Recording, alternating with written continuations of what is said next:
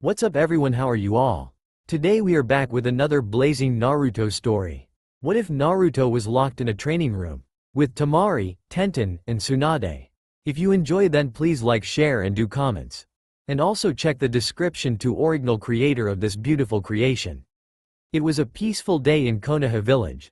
The citizens going about their daily schedules, the Anbu keeping guard, and the academy students enjoying their break before they would return to the academy in a month to see which team they would be placed in. All in all, it was a rather normal day for Konoha. It was normal for all, except one citizen of Konoha. This citizen had gravity-defying hair, bright blue eyes, 3 strange whisker marks on each cheek, and answered to the name Naruto. Naruto currently found himself at a place he'd normally never be, the Konoha village library. The night before, he had found out that he was the holder of the legendary 9-tailed demon fox, Kyuubi.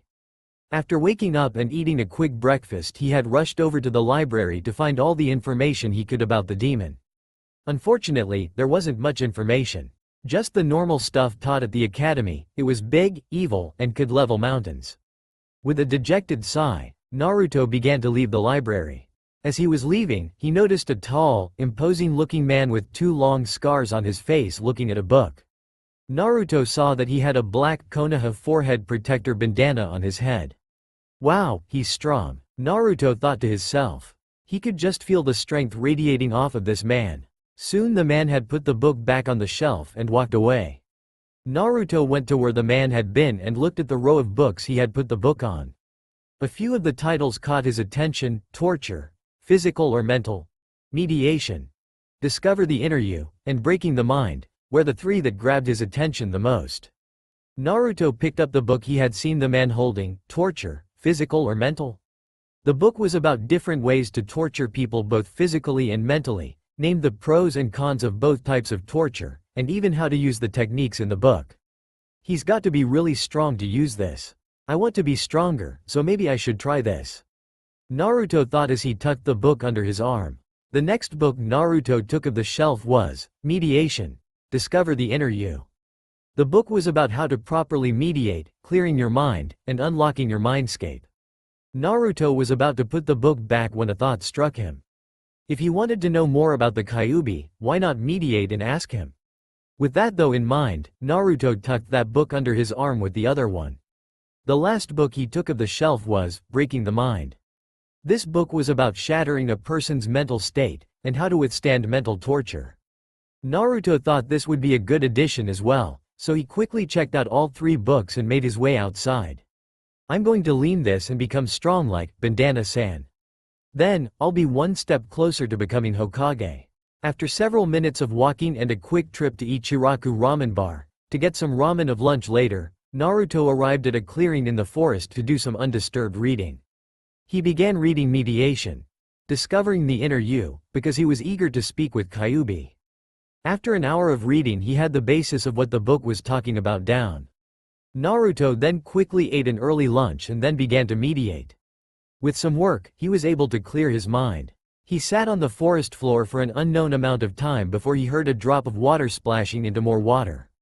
Opening his eyes, Naruto saw that he was no longer in the forest, but in a sewer-like hallway. I'm guessing this is supposed to be my mindscape? Naruto asked himself. What he hadn't expected was a reply. That is correct, mortal. Naruto looked around frantically, trying to find where the voice came from. Who said that? He asked in a slightly quivering voice. I think you know who, boy.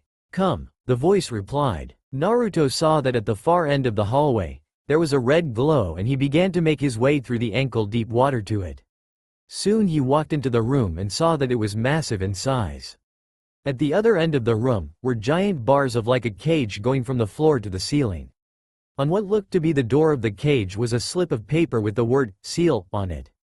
Come closer, the voice said. Naruto carefully stepped forward, when suddenly out of the darkness came large, razor-sharp claws aiming at his head. Naruto jumped and scrambled back as fast as he could, as the voice laughed. That isn't funny, he yelled out at the cage. It was to me, came the reply as 2 very large, slightly glowing, red eyes appeared. Kyuubi, Naruto spoke in a hushed whisper. Yes, it is me. Now, what does my jailer want? It doesn't take a demon of my age to know you've come here for something. Kyuubi said. Naruto looked at the eyes and said, "Yeah, if you're going to be in me, I want your chakra. It's time you start paying rent." "No," was the response he got from the demon. "Hey, if I die, you go with me." Naruto cried out. "So? If you die, I go to hell. There, I just have to rip open a portal back to this plane. Death doesn't concern me. You were wanting to use some of my power to help you, weren't you?" Naruto nodded at the question as Kyuubi continued speaking. "You aren't strong enough to use my power. However, I could make you stronger. But, there's a price." Naruto looked questioningly at the eyes. "What's the price?" he asked. "As far as demons are concerned, you now represent me. With you being weak, it means I'm weak. With you being an idiot, I'm seen as being stupid. So, I'll help you get stronger if you stop being an idiot." Kyuubi told him. Naruto stared, wide-eyed. "How am I, an idiot?" he asked the demon. "Well, the first and biggest reason for how you're an idiot is the pursuit of that pink-haired menace. What's wrong with Sakura-chan? She's the greatest." Naruto cried out angrily at Kyuubi's eyes. "Does this look great to you, mortal?" On the side of the room, images began to flash. All of them, showing how Sakura treated Naruto. Sadly, none of them showed her as being the kind of girl Naruto had built her up to be in his mind. His fascination with her began to crumble with each passing image. Soon, even he had no choice but to admit the fox was right. As he looked back up, into the demon's eyes, his pursuit of Sakura died. Although, a part of him hoped they could still one day be friends. "You said that was first. What are the other reasons?" Naruto asked, wanting to know more. "The second reason is how you went about getting attention. That's not the kind you want. You want to get attention for being a strong ninja, so no more pranks. Or rather, not as many as before. Third, your clothes scream, 'Here I am. Kill me,' to the enemy. Ninjas aren't supposed to be seen. Since you have a hard time buying things in the village, use Henge to buy what you need.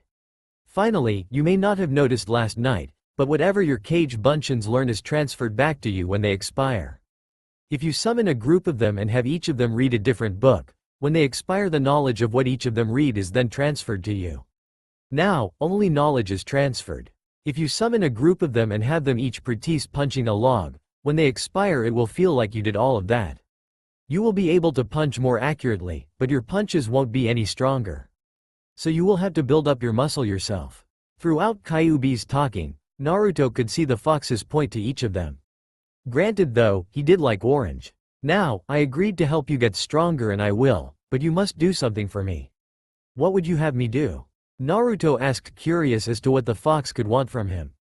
"That night I attacked all those years ago wasn't an accident. Someone was pulling my strings. No one uses me. I want you to find them and kill them. All I know is that it involves a man in an orange mask and another that smells like snakes. I'm sure there are more though." Naruto stared slightly wide-eyed at the fox's eyes. "And how do I go about finding these men?" he asked. "I believe that they will find you. I've had a hunch that their plan all along was for me to be sealed in someone. So, sooner or later they'll come for you. Until then, you need to get stronger. I'm going to teach you a technique to help you. It is Cage Butai. This technique will make a perfect copy of any object until you dispel it. Use it on the books you have with your clones to learn faster. These are the hand seals for it." Kyuubi told him as up on the wall images for the hand seals appeared. "Use what you have learned for No to become stronger." Kyuubi told him once he had memorized the hand seals. Just before forcing himself out of his mindscape, Naruto asked a growing question. "Why are you doing this?" "Simple, I don't want to be seen as weak and I want those who tried to use me to pay dearly for trying to use me," was the reply he got from the fox as he left his mind. As Naruto opened his eyes, he could see that a bit of time had passed while he was in his mind. When he had entered it was just after 12 o'clock. But now, it looked to be around 3 by the sun. "I guess I should get to work," Naruto thought to himself as he summoned 2 clones. To one clone, he gave torture, physical or mental. To read, and to the other clone, he gave breaking the mind to read. While he took mediation, discovering the inner you, and began to practice making copies of it. Several hours later, as the sun was setting, Naruto had mastered the Cage Butai and was able to make 100 perfect copies of mediation, discovering the inner. He then dispelled the books followed by the clones. Naruto jerked slightly as the knowledge of what the clones learned was transferred to him. Wow! I'm going to need to get a lot more books to do that stuff effectively," he told himself as he headed to Ichiraku Ramen Bar for supper. The following day Naruto went out and bought a dictionary. Afterwards, he checked out several more books from the library. He got books on low-level jutsus, manners, how to do-it-yourself repairs, styling, torture, interrogation, chakra usage, and counterintelligence. He then brought all of the books he had with him to the field he had been at the day before. Naruto used Kage Butai and made 15 copies of each book. This gave him 180 books. Naruto then summoned 200 clones and had 180 of them start reading. He had 10 practice throwing, 5 practice kicking, and 5 practice punching. While the clones did as they were ordered, Naruto began to work on building his muscles. He then spent the entire day training until the sun was setting. The backlash of the knowledge he was absorbing from his clones caused him to lose his balance for a moment. He did this same routine all week long, with the addition of 40 clones to practice what he had learned. 20 of them would practice jutsus and the other 20 would practice torture and interrogation. Every day he improved by leaps and bounds, until finally it was time to take his first real step to becoming stronger. He used henge and bought himself some new clothes to make him look intimidating. Naruto went to his apartment and put his new clothes on. He then left and made his way to the Hokage's office. As he walked down the street, he saw that he was receiving the usual cold looks, but some were giving looks of interests. Everyone gave him a wide berth as he walked down the street. Sarutobi, the third Hokage of Konoha, was sitting at his desk going over paperwork and wishing that something would come along to give him a break from the paperwork. "Hey old man, we need to talk," came the voice of Naruto. Sarutobi thanked the gods for Naruto. He'd give him a few hours off from the paperwork. When Sarutobi looked up, he wasn't prepared for what he saw. Standing before him was Naruto in completely different clothing than from what he had last seen the boy wearing. Naruto had black combat boots, slightly baggy black pants, a black leather belt with a steel skull buckle, and a well-fitting black shirt. He also had a black trench coat that had silver buckles, a high collar that covered the lower half of his face, and at the base of the coat were orange flames. Taking in the boy's new look he asked, "What would you like to talk about, Naruto?" Naruto sat in one of the chairs in front of the Hokage and began to speak. "You know it's my dream to be Hokage, right?" At this Sarutobi nodded. "Well, I can't become Hokage if I don't become stronger. Not just physically or mentally, but being able to handle doing certain things. I want to become the first ever genin interrogation and torture specialist of Konoha." Upon hearing the boy's request, Sarutobi's pipe fell out of his mouth. "Naruto, I don't think." Naruto quickly cut him off. "I know what the job entails. I've been studying and practicing. I wouldn't be asking you for this if I wasn't sure I could do it. I simply can't make you an interrogator because you ask for it." The Hokage explained. "Then let me prove it. I can interrogate someone and if I do well, you can let me join. You got Mizuki, so surely I could interrogate him." Sarutobi looked at the boy. "You're going to be leading a much harder life if you choose this. It will make me stronger." Naruto replied. "Well, let's head to the Anbu headquarters. The interrogation head is there. If you do well, you'll be trained by him," Sarutobi said as he stood up from his desk. The two of them walked to the Anbu headquarters and were soon going inside. Once inside, Sarutobi turned to a passing Anbu and ordered him to get the interrogation head. Soon, the Anbu returned, bringing a man with him. Naruto's eyes widened slightly as he saw that it was the man from the library. "Naruto, meet Ibiki Morino, head of Anbu interrogations," Sarutobi said. Naruto smiled and shook the man's hand. "Hey, you're that guy from the library, Bandana-san," Naruto said. At this everyone's sweat dropped. It seemed that Naruto hadn't thrown away his disrespect for authority. Sarutobi took Ibiki to the side and explained what was happening. Ibiki looked at the Hokage surprised. He then looked back at Naruto and then back at the Hokage. After a few more minutes of talking, the two men came back over. Ibiki looked at Naruto and spoke gruffly, "Look brat, I don't know what gave you idea that you could do this, but since the Hokage is asking, I'll go along with this. If you can get that piece of shit to crack, and it had better be a good show, I'll take you as my apprentice. However, if you fail, you'll fuck any chance of ever getting into the Anbu. Also, the entire Anbu will be watching from a closed circuit. Do I make myself understood?" Naruto nodded his head. Alright, then you can conduct the interrogation any way you see fit. You'll be doing it alone, but we'll be watching. You can do anything you need to do to get him to talk, except killing him. Ibiki explained. Naruto pulled a small stack of papers from his inner coat pocket and handed them to Ibiki. Please prepare the room as I have stated and bring the items I have requested. Also, may I have an hour to go over the case files? He asked. Ibiki didn't show it, but he was surprised at the boy's request. He looked through the papers and was impressed with what he saw. He looked back at Naruto for confirmation, who nodded. Ibiki arched his eyebrow, wondering just what the greenhorn genin was planning, as he walked off. Meanwhile, word had spread through the Anbu headquarters that a genin was going to be evaluated by Ibiki to see if he could be an interrogation specialist. Soon bets were flying back and forth on whether or not the kid could do it. After 10 minutes, Ibiki came back and handed Naruto Mizuki's case files. We're putting the room together as you asked. You better put on one hell of a show, Brad. I'm wasting a lot of manpower on this. The questions we want answered are inside the folder. Get him to answer 4 of them or the last question and you're in. Don't worry, Bandana-san, you'll get a great show. You should get some popcorn and a soda for it.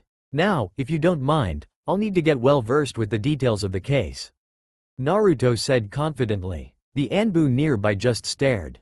Think he'll do it? One of them, with a bear mask, asked. No way, the kid's dreaming. His hawk-masked partner replied. Care to make a bet then? The bear Anbu asked. Okay, 10,000 Ryu says he fails. The hawk Anub replied. With that, the bets were on. Each one having more money and being crazier than the last one. Sarutobi frowned at the open gambling, but even he placed a bet on Naruto. After 45 minutes, 30 minutes of reading the file with 10 clones and 15 minutes of sorting 5.5 hours worth of reading, Naruto got up and said to Ibiki, I'm ready. The man nodded his head, escorted him to the chamber. Naruto saw that over 75 Anbu were watching from the closed circuit. I'll need 10 minutes to set everything up. Bring him in after that, Naruto said, as he was buzzed into the room. Once he was in the room, Naruto summoned his clones and went about fixing the room up, giving it some last-minute touches. If they wanted a show, he was going to give them one and make them shit themselves. After a few moments, Naruto called over the intercom, you can bring him in now. Also, I would like to have an Anbu in here to start off the show. Ibiki signaled for 2 Anbu to get Mizuki, while a purple-haired, female, Neko-masked Anbu went inside the room. Once inside, she saw that the usual interrogation room had been turned into a cross between a surgery room and a torture room. The wear chains hanging from the ceiling, different body parts preserved in jars around the room, including one with an almost beating heart. There was a creepy-looking operating table, a fire-roaring furnace, the usual metal table and interrogation chair, and an overall feeling of death and decay in the air. Well, she for one was creeped out. Removing the cover from the one-way window was Naruto. He had changed outfits. He was now wearing a sadistic-looking white scrub uniform and a white lab coat. As he turned to face her, she saw what looked and smelled like blood on the front of his shirt and pants. Well, what do you think? He asked her. Neko nodded her head in approval. Meanwhile, people were looking at the closed-circuit television and into the room in both shock and awe. What is Kami's name is that kid planning? One of the Anbu asked. I don't know, but I like his style. I think I will go get some popcorn, replied the snake mistress Anko as she got up to get some.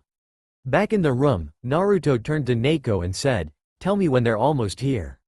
He then put on a pair of latex gloves and a surgical mask. They're a few steps away, Naruto-san, Neko told him, feeling her comrade's chakras. Naruto nodded and made a quick clone.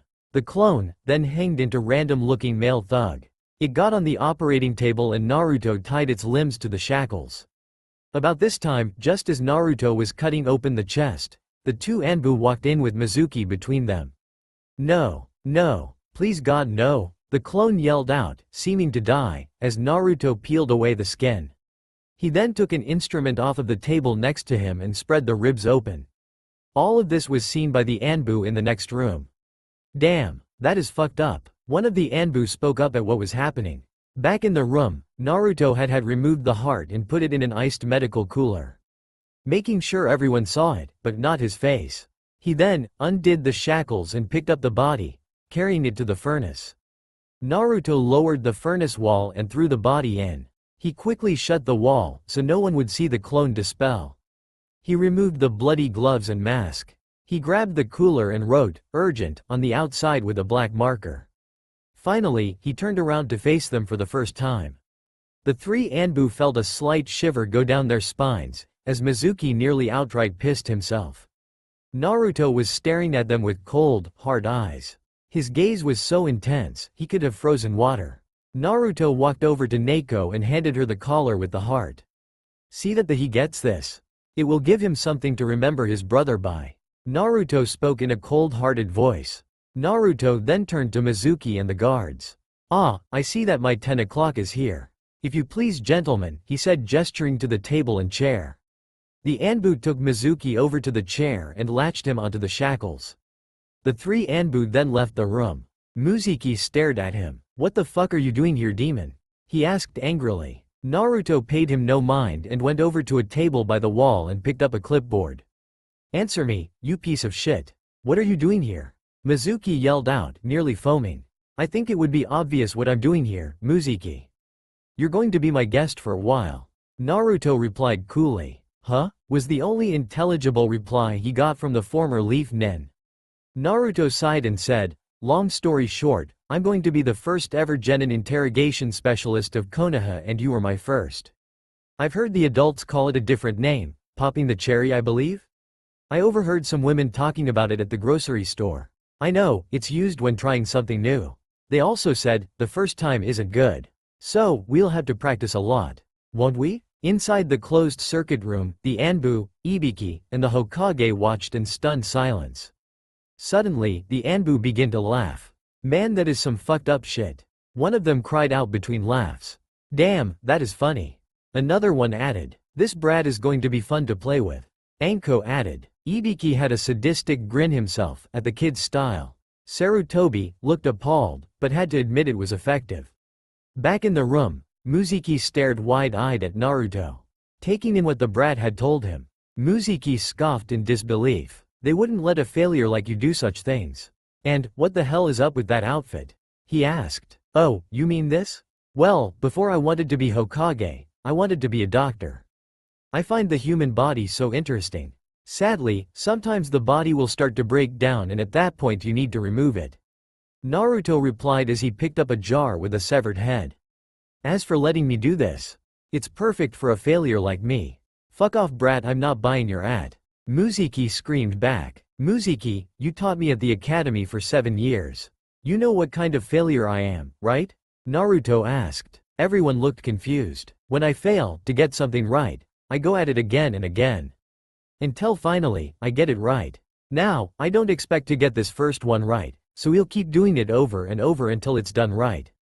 The only orders I was given was to make you talk and not kill you, so we could be here for days. There's a lot of things I want to try." Naruto replied as he pulled out a book and opened it.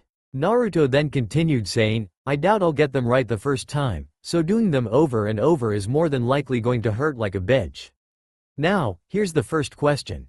Who were you taking the forbidden scroll to?" "Fuck off, you piece of shit." Mizuki screamed back, though not as strong as before. "Well, Mizuki, looks like I have to torture you. I'm going to get myself a cup of coffee while I think on what to give you." Naruto told the man while he undid the man's shackles. "How the fuck did he get a key to the shackles?" one of the Anbu asked. The first rule of interrogating was to never give the key to the interrogators. "Well, Ibiki, you said you wanted a show and I think you're about to get it," remarked the third, as everyone watched Naruto walk over to the door. "You're leaving me by myself?" Mizuki asked, wondering just how stupid the brat was. "Oh, I would never do that.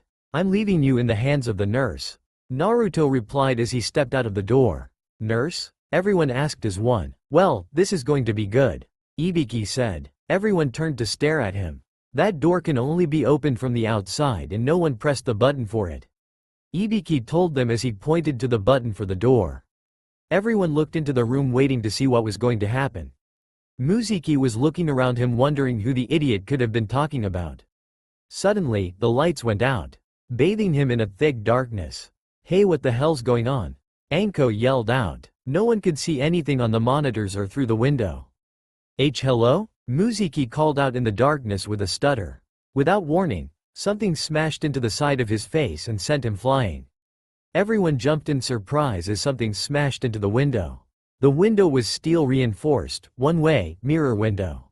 So, whatever hit the window had to have hit it hard to make those crack lines. Everyone watched as a piece broke off, very hard indeed. The lights flickered for a moment before finally coming on all the way. The Anbu stared in awe at the sight. Smashed up against the window was Muziki. His face was bloody from cuts, his nose was broken, and he seemed to be choking.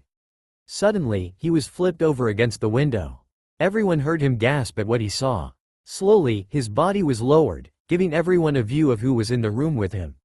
They saw that it wasn't Naruto, but a woman. She was a tall, busty, red-headed woman with ivory-white skin. She wore a figure showing black nurse's uniform, thigh-high black stockings, and 6-inch high heels.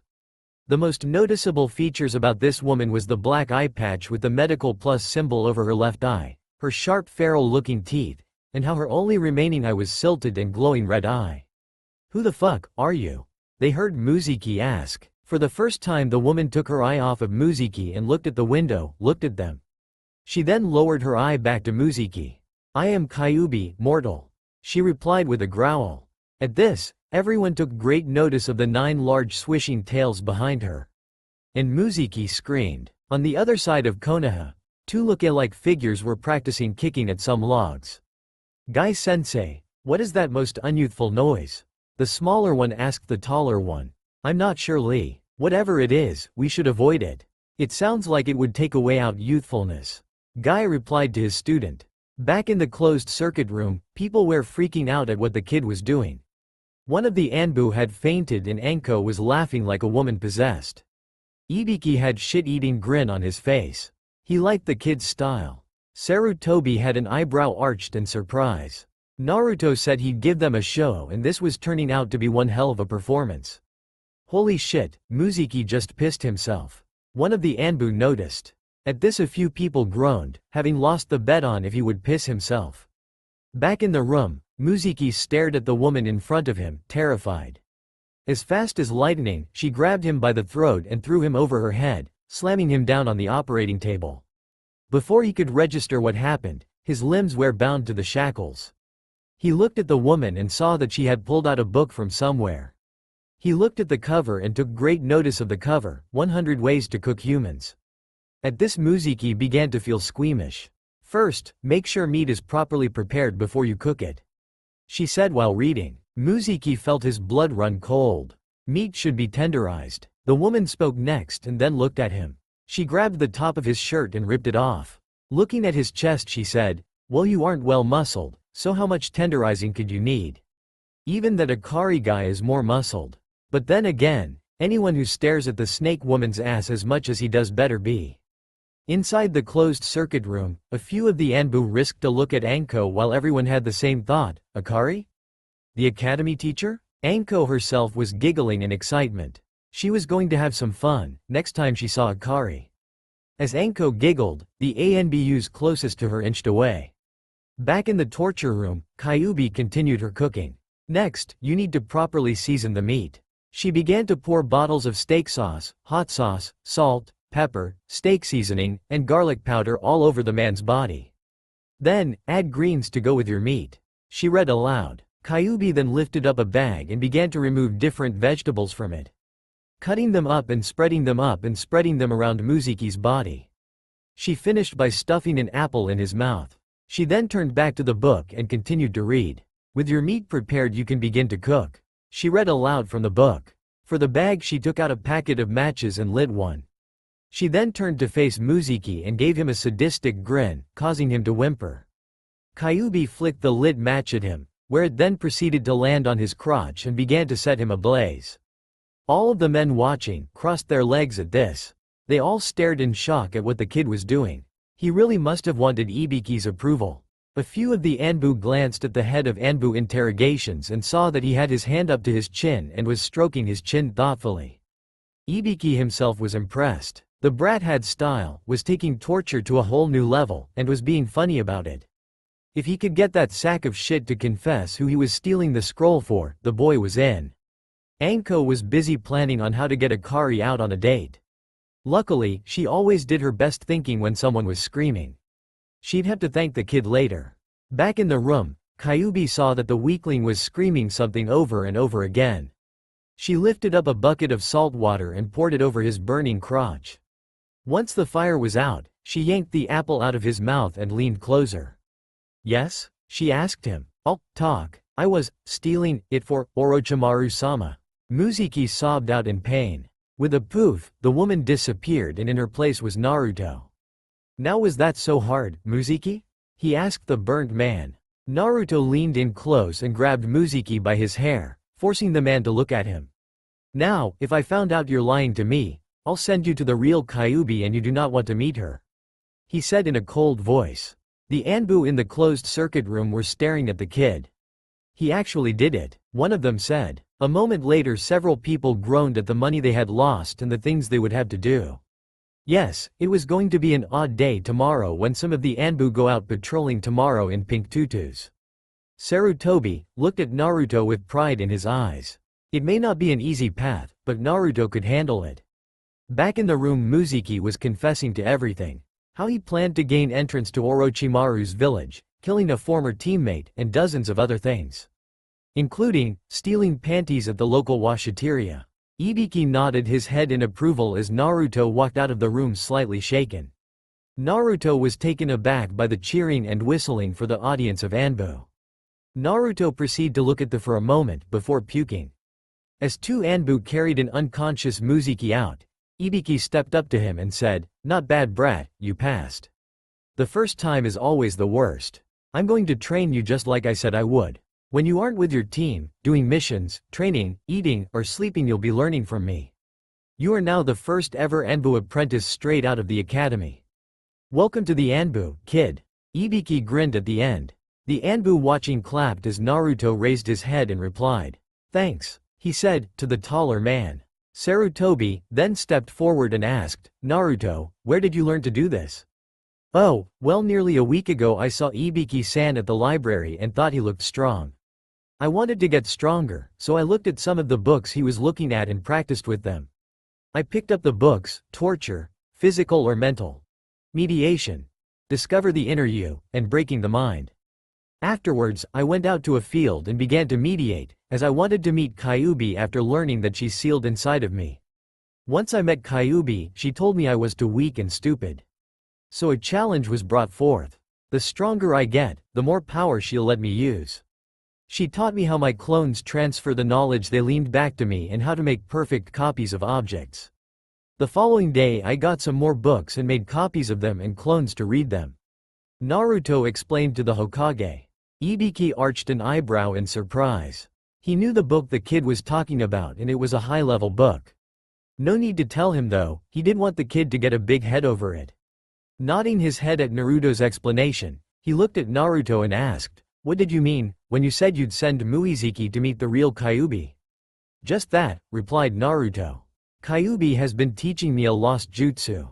The jutsu takes the soul of another and puts it into the caster's body. The person that gains the life force and knowledge of that person. Normally, there would be a fight for dominance. However, due to the seal, they would be stuck with Kyubi as a roommate while I got their knowledge.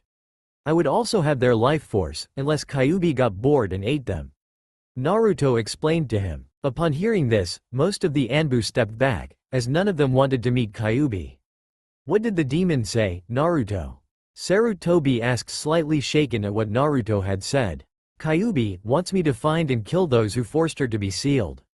She said one of them smelled like snakes and the other had an orange mask," Naruto told him. The Hokage nodded his head thinking about what Naruto had said. "Well, go HME and get some rest, kid. I'll see you day after tomorrow," Ibiki said, walking up to Naruto, right before he puked again. "Oh gods, do I feel sick," Naruto mumbled out. "Don't worry about it, brat. It means that you're human. I want you to come in tomorrow to get your Anbu tattoo, signifying that you are an Anbu apprentice. Get here early and Anko will get it taken care of," Ibiki said as Naruto nodded and walked out, heading back to his apartment to rest. Even though it was only noon. Once Naruto was gone, Sarutobi turned to Ibiki and asked, "What is your opinion of he boy?" He has great potential. Maybe one day, he could become Hokage. However, we need to act quickly.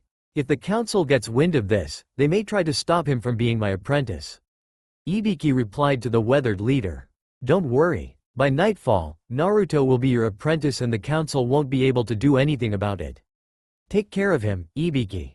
He is like a grandson to me," the third replied as he left. Meanwhile, deep in the recesses of a dark sphere, two glowing red eyes opened.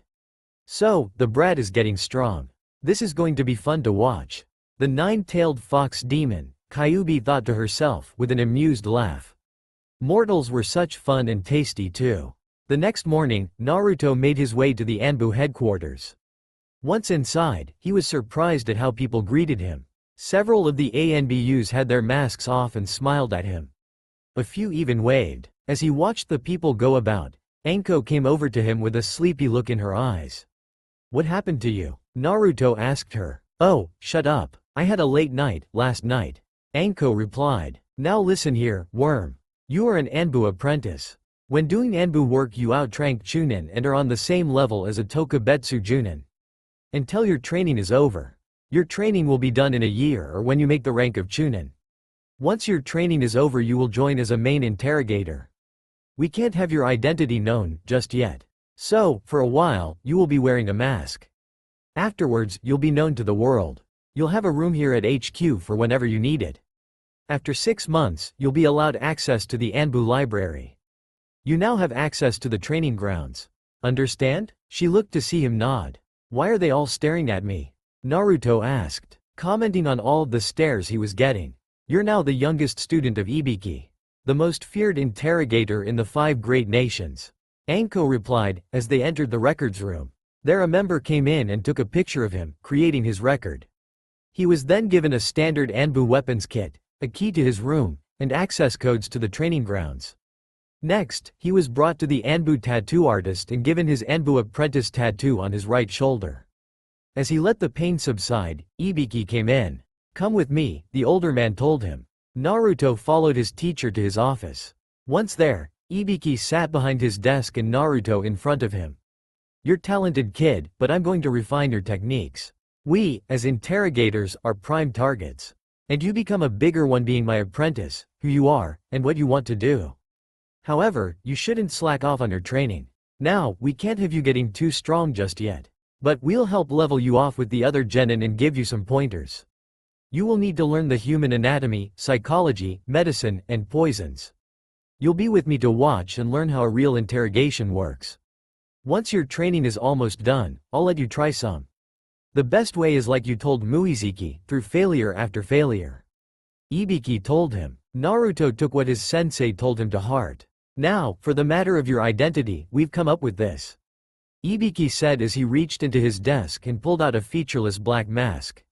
The only noticeable mark on the mask was an orange-colored rip going from the top left of the mask, between where the eyes would be, and ending at the right cheek.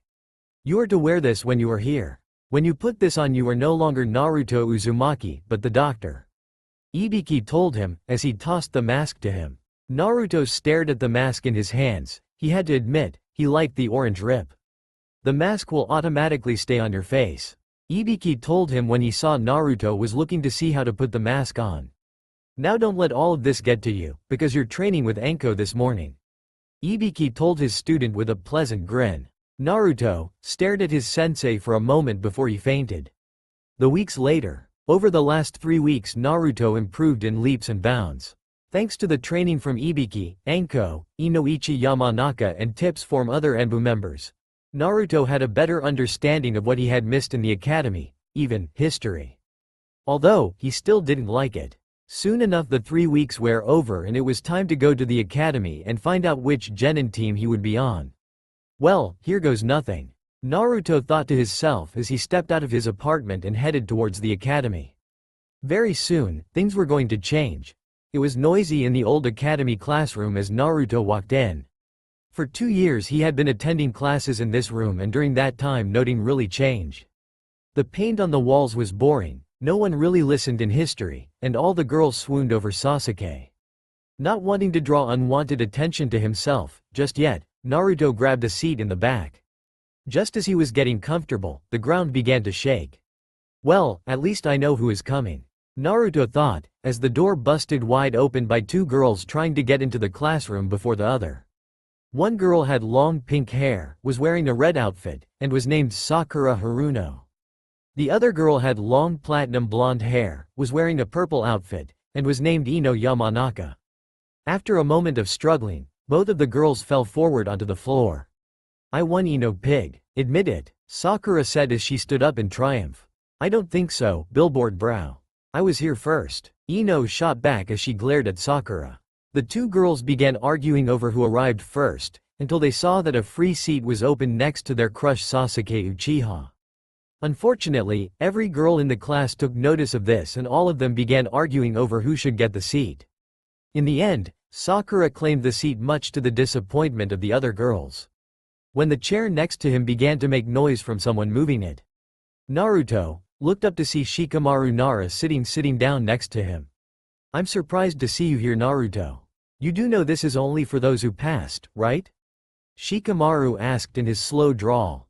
Naruto smirked at him and replied, I thought you were a genius, Shikamaru. Or were you just too lazy to see that I've got a forehead protector on? So, you do. Glad to see you passed. What's with the new clothes though? Shikamaru asked, taking note that Naruto was no longer wearing his trademarked orange jumpsuit.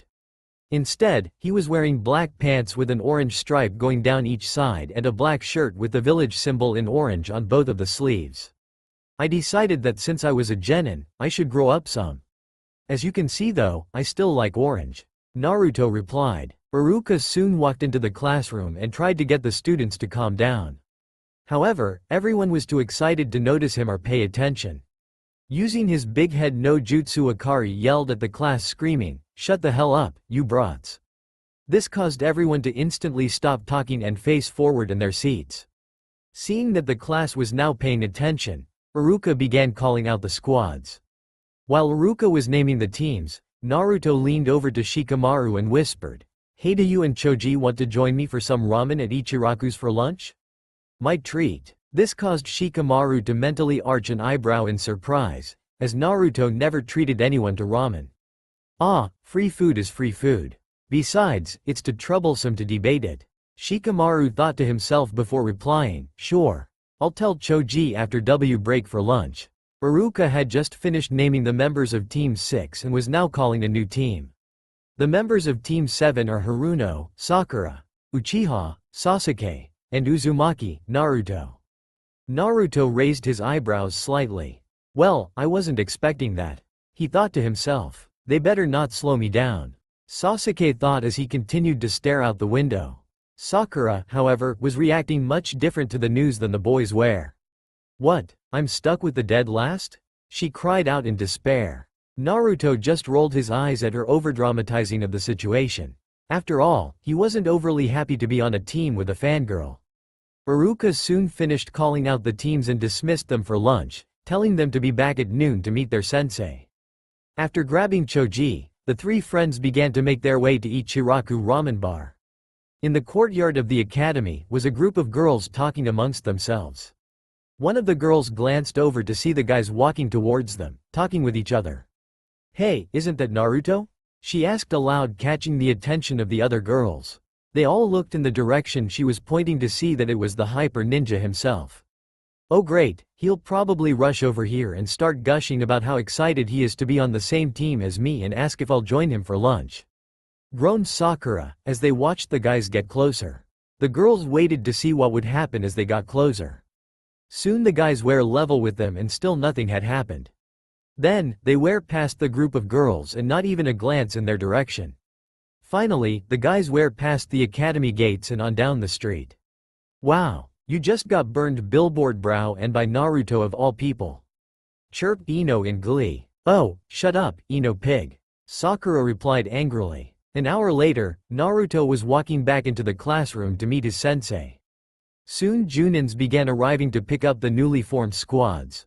30 minutes later, the only ones left were Sakura, Sasuke, and Naruto. After another hour and a half of waiting, Naruto got fed up and went to the chalkboard. Grabbing the most chalk-filled eraser he could find, Naruto took it over to the door and wedged it between the door and the doorframe. Naruto, what do you think you're doing? Sakura asked. It's what our sensei gets for being so late. Naruto replied as he made his way back to his seat. A few moments later, the door opened and the sound of an eraser was heard hitting a head. The three genins looked over at the door to see a silver-haired man with his forehead protector over his left eye, and a face mask covering the lower half of his face. Team 7? He asked them. The three genins nodded. I'm Kakashi Hitaki, your sensei. Now, how can I put this? My first impression is, I don't like you guys. He said. This caused the three to feel slightly depressed. Now, let's go to the roof. He continued and then disappeared in a puff of smoke. The three teammates looked at each other and then got up, making their way to the roof. Once there, they saw that their sensei was already waiting for them. Let's start with some introductions. Kakashi said as the genins sat down on the steps. What would you like to know? Asked Sakura. Things like your name, likes, dislikes, dreams for the future, and hobbies. That sort of stuff. Kakashi replied, shrugging his shoulders. Why don't you go first, sensei? We don't know anything about you. Said Sakura. Okay, well, my name is Kakashi. I have no desire to tell you guys my likes or dislikes. I keep my dreams to myself and I have a lot of hobbies. He told them. We didn't learn anything other than his name. The genins of Team 7 thought as one. Start us off, Pinky. Kakashi said, looking at Sakura. My name is Sakura Haruno. The thing I like is. Well, the person I like is. Should I say dream for the future? Sakura said while blushing and glancing at Sasuke. Great. A fangirl. Kakashi thought. The thing I dislike is Naruto. Sakura continued in a deadpanned voice, before blushing again and saying, my hobbies are. Once again looking at Sasuke. You're up next, emo kid. Kakashi said, looking at Sasuke. My name is Sasuke Uchiha. There are tons of things I dislike and little I like. I don't have a dream, but rather an ambition. The resurrection of my clan and to kill a certain man. Sasuke said. I thought so. Kakashi thought to himself. And now we move on to you, Blondie. Kakashi said, looking at the last member of Team 7, Naruto. My name is Naruto Uzumaki. I like plenty of things and dislike a few things. My dream is to be the strongest Hokage. My hobby is training. Naruto informed with a smile. Interesting. Kakashi thought on the final member. Well, we start our duties tomorrow. First, we're going to do something with just the four of us. Kakashi informed them. What will we be doing, sensei? Asked Sakura. Survival training. Why is our duty training? Asked Sasuke. I thought we did enough training at the academy. Said Sakura. I'm your opponent, but this isn't normal training. Kakashi said mysteriously. Then, what is it? Naruto asked, arching his eyebrows in confusion. At this, Kakashi began to laugh slightly. What's so funny, sensei? Sakura asked, slightly annoyed. Well, it's just that when I tell you this you guys are going to flip.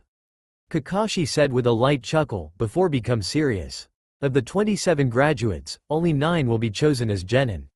The rest will be sent back to the academy. This training is a difficult exam with a failure rate of over 66%. All three of them stared at him in shock. See, I told you you'd flip out. Kakashi said with a chuckle once again. Then what was the point of graduating? Asked Naruto. Oh, that's to see who has the chance of being chosen to be a genin.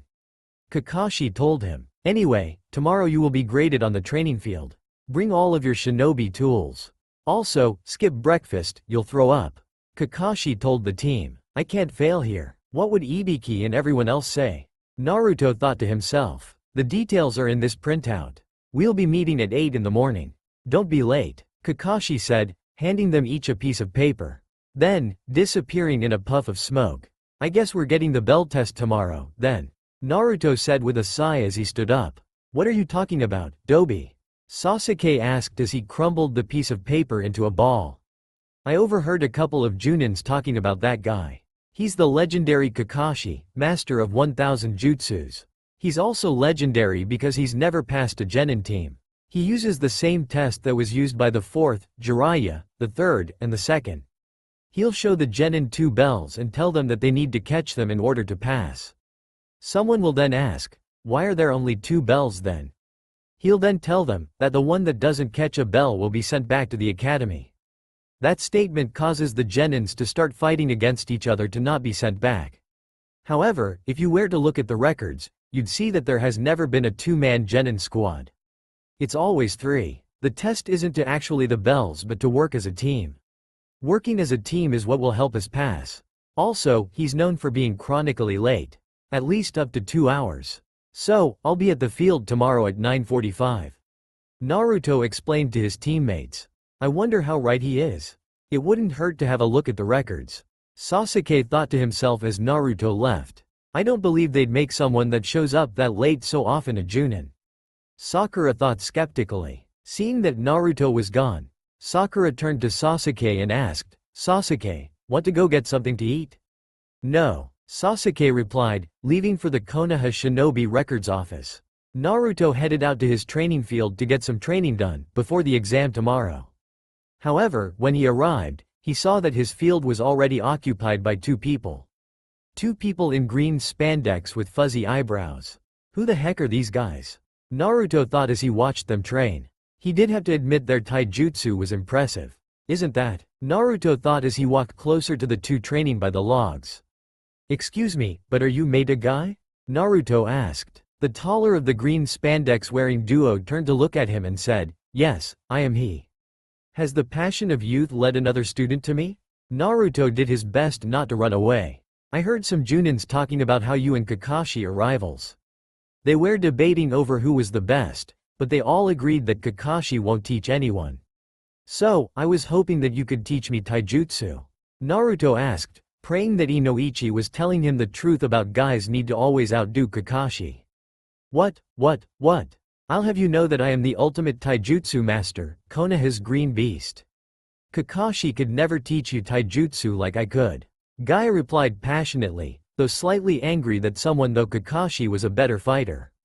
Obviously, he'd need to find his eternal rival and challenge him. So, does this mean you'll train me? Naruto asked hopefully. Of course. You shall join me and my apprentice Lee in our training every morning. Together our youthfulness with shine although out Konoha. Guy replied, giving the good guy pose. Thank you very much, said Naruto while bowing gratefully. Now, I want you to kick this log 100 times with each arm. After that, I want you to kick it 100 times with each leg. And finally, I want you to run around this clearing 100 times. Guy said, patting the log next to him. I'm going to kill Inoichi next time I see him. Naruto thought as he started to punch the log. After a few hours of punching, kicking, and running, the training was over. Very good, Naruto-kun. From now on, I want you to join us for our morning training, where I will train you and Lee in the art of taijutsu. Guy told him just before he left. Naruto then hanged into different-looking person and grabbed an early supper. He then went back to his apartment and fell asleep, just as the sun was setting. The next morning Naruto woke up early and sent a Kage Bunshin to study under Ibiki, while he went to meet up with Guy and Lee. After 3 hours of doing the same thing as the day before, Naruto hurried off to Training Ground 7 to take Kakashi's test. When he arrived, he saw that Sakura looked like she was going to kill someone, and Sasuke was close behind her in that regard. Let me guess, you both showed up at 8? He asked them. The two of them gave a sigh, thus giving him his answer. A few moments later, Kakashi arrived on the field looking slightly tired. Morning, guys. He greeted them in a chipper mood. You're late, Sakura and Naruto yelled out, while Sasuke scowled at him. Sorry about that, Kakashi said, shrugging his shoulders. Kakashi then pulled out an alarm clock and placed it on a nearby stump. It's set to go off at noon. You have until then to get these bells from me, Kakashi said, pulling out 2 silver bells. Sasuke and Sakura arched their eyebrows at this, remembering what Naruto had said the day before. But sensei, there are only 2 bells, noted Sakura. Yes, the one that doesn't get a bell will be sent back to the academy. You can use whatever means of fighting you have to get them. You won't win unless you come at me with the intent to kill. Kakashi explained. Naruto grabbed a kunai from his holster and arched his arm back, preparing to throw it. Before he could even start to bring his arm forward, it was stopped and the tip of the kunai was pressing against his neck. Calm down, I haven't even said start yet, Kakashi said from behind him. The others looked at him with great surprise on their faces. I didn't even see him move, thought Sakura. So, this is a Junin? Thought Sasuke with a mental grin. Well, you seem prepared enough to come at me with the intent to kill. Are you acknowledging me? I'm starting to like you guys. Kakashi said with a slight laugh. Looking at the three genins he continued. Well, let's start this thing, start. With the command given, the three of them were off as fast as they could run. I guess Naruto is right. We need to work together to pass, thought Sakura as she hid in the bushes. I don't want to do it, but I've got no choice if I want to pass. I have to work with them, Sasuke thought as he began to make his way to Sakura. A few moments later, all three of them were hiding under the bushes, deciding what they should do. Interesting, they're working together. There might be hope for this group, thought Kakashi as he sensed their chakras. Suddenly, a plume of smoke arose from the ground. Once the smoke vanished, he saw Naruto standing before him. Come and fight me, Naruto yelled out. You're a bit off, Kakashi told him. The real Naruto was actually still under the bushes with Sasuke and Sakura. I hope the plan of yours works, Dobi, Sasuke whispered. Don't worry, it will. I just send a clone out to fight him and we learn how he fights. Naruto replied logically. The only thing a bit off is your haircut, the Naruto clone yelled out as he charged Kakashi. Fighting lesson, taijutsu. I'll teach you about it, Kakashi said as he reached into his weapons pouch, causing the clone to stop and the genins to tense. Why is he going for a weapon then? Questioned Sakura to herself. The three genins looked on to see that Kakashi had pulled out a book. The genin's sweat dropped and the clone looked surprised. What's wrong? Go ahead and attack me? Kakashi said to the clone. But, why do you have a book? The Naruto clone asked in confusion. Why? Because I want to read what happens next. Don't worry about it, it won't make any difference with you guys, Kakashi replied as he began to read, not even bothering to look at the clone. This pissed the clone off and with a battle cry the clone charged once again. He got close enough, he threw out his fist, only to have it blocked by Kakashi's hand. The clone then aimed a kick to his head. Kakashi ducked down, not even missing a beat. The clone shot himself forward trying to hit him, but Kakashi had disappeared. A shinobi isn't supposed to get caught from behind, idiot, came the voice of Kakashi from behind him. Sakura took notice of the seal and leaned over to Naruto and whispered, Naruto, he's about to use a ninjutsu. When he does, that will be the end of your clone. Then I'll do a quick replacement and the two of you come charging out. Sakura, you hit him low and Sasuke you hit him high, Naruto said. Huh? The clone said, before being replaced. Too late, said Kakashi with a glint in his eye as he rammed his fingers forward while yelling out, Konoha Ancient Taijutsu Supreme Technique, 1000 Years of Pain.